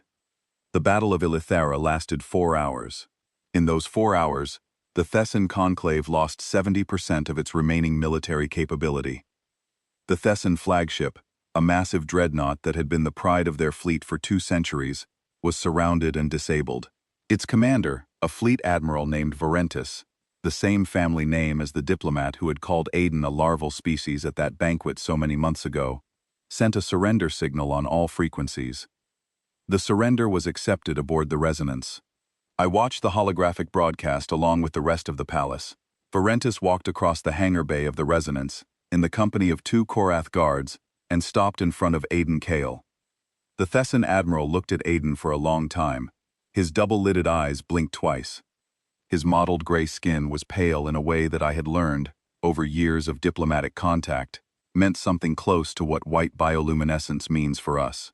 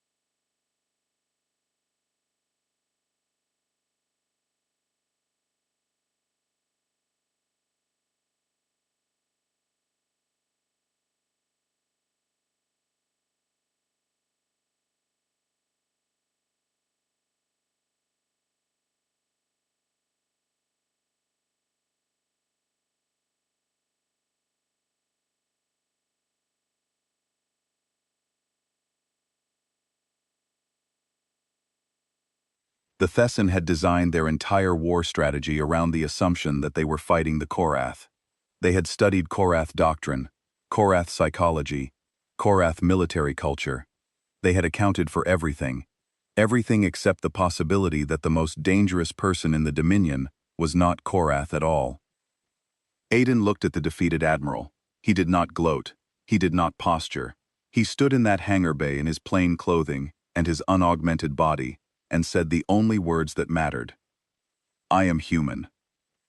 The broadcast went to every species with a receiver. Those 3 words crossed the galaxy at the speed of light and landed in the consciousness of 1,000 civilizations that had spent 40 years treating humanity as a footnote.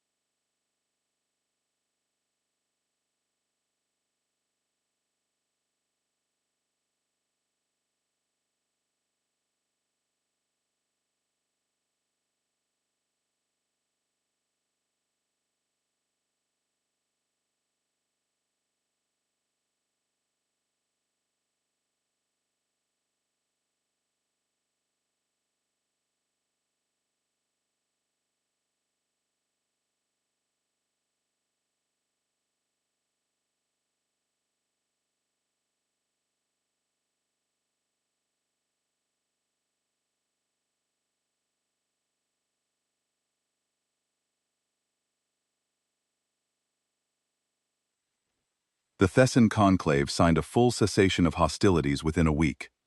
The terms were structured by Aiden personally. They were fair. That surprised the Korath military leaders, who had expected harsh reparations. Aiden did not demand harsh reparations. He demanded structural changes, demilitarization of the border regions, joint patrol agreements, economic integration programs that would make another war between the 2 powers economically irrational. He built a peace that was designed not to punish the Thessan, but to make the conditions that had led to the war impossible to recreate. You don't build peace by humiliating your enemy, he told my father when the sovereign questioned the terms. You build peace by making sure your enemy has something worth protecting.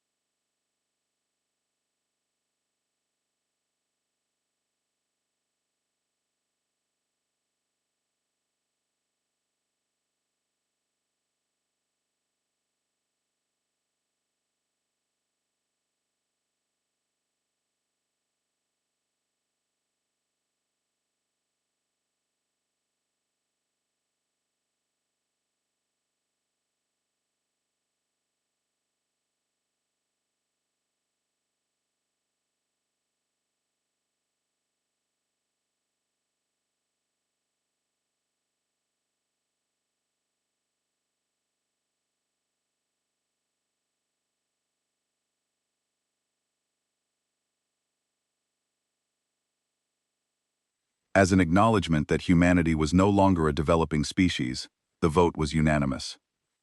Other species began studying human military history. What they found unsettled them profoundly.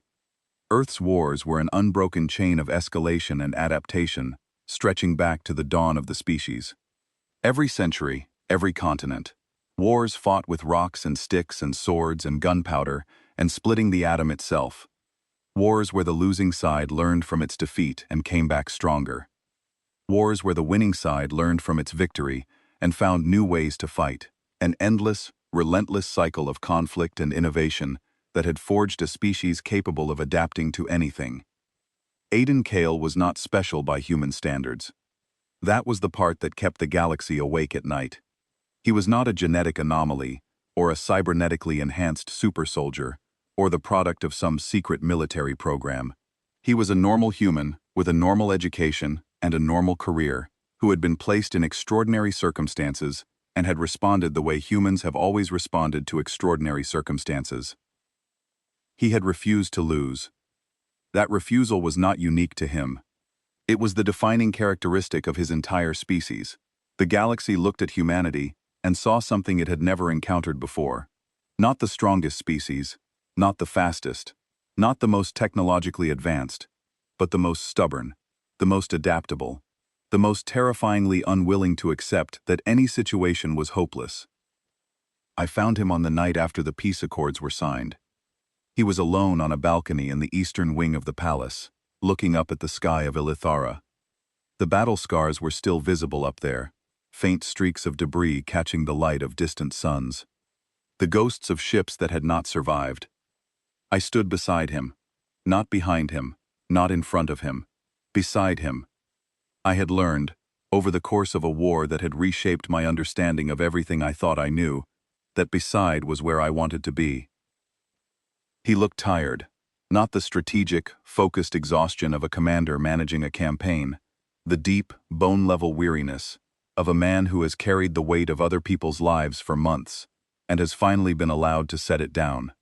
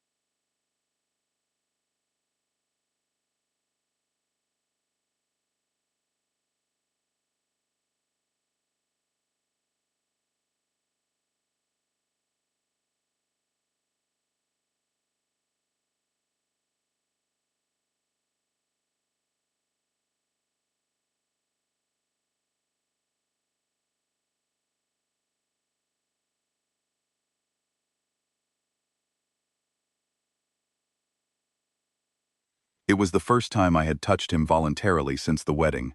His skin was warm, human warm, a temperature that Korath physiology registers as slightly elevated, like standing near a gentle flame. He looked at our joined hands. Then he looked at me. I chose wrong, I said. On our wedding day, I chose resentment when I should have chosen curiosity. I spent months looking for reasons to dismiss you when I should have been looking for reasons to understand you. I wasted time that I cannot get back, and I am sorry for that. He was quiet for a moment. The sky above us pulsed with soft violet light. You are here now, he said.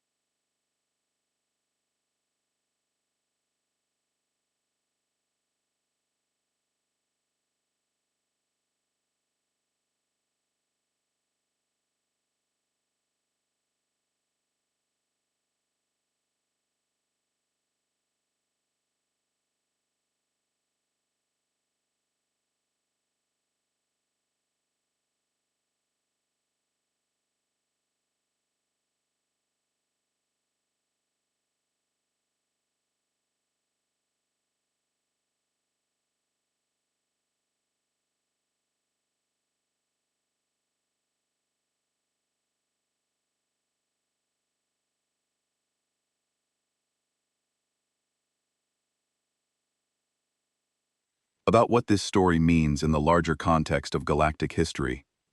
The elder species had always measured power in age, in biology, in technology.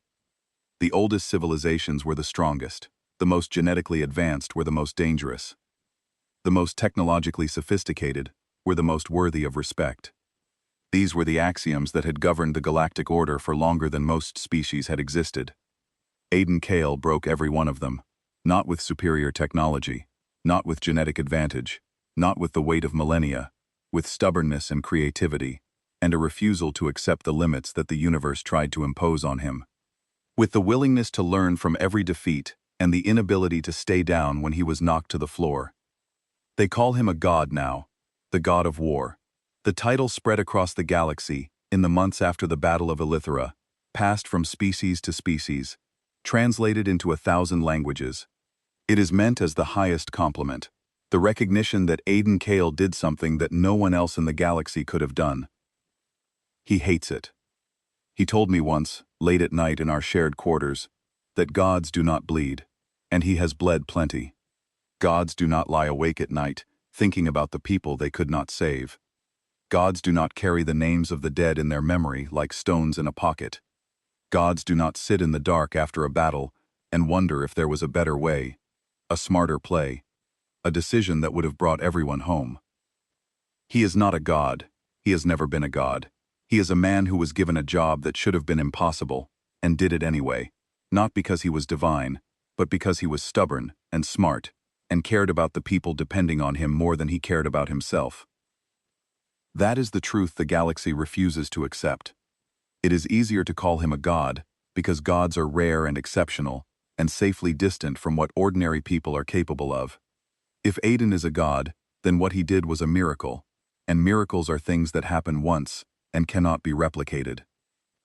But if he is just a man, then what he did is something that any human could do, and that possibility, that terrifying, magnificent possibility, is the thing that keeps the galaxy looking over its shoulder when humanity walks into the room. They call him the god of war. He hates it. He says gods do not bleed, and he has bled plenty. But I know the truth. The galaxy refuses to accept. It was never divinity that made him terrifying. It was the fact that he was, from the first breath to the last, completely and impossibly human. And that, in the end, was more than enough.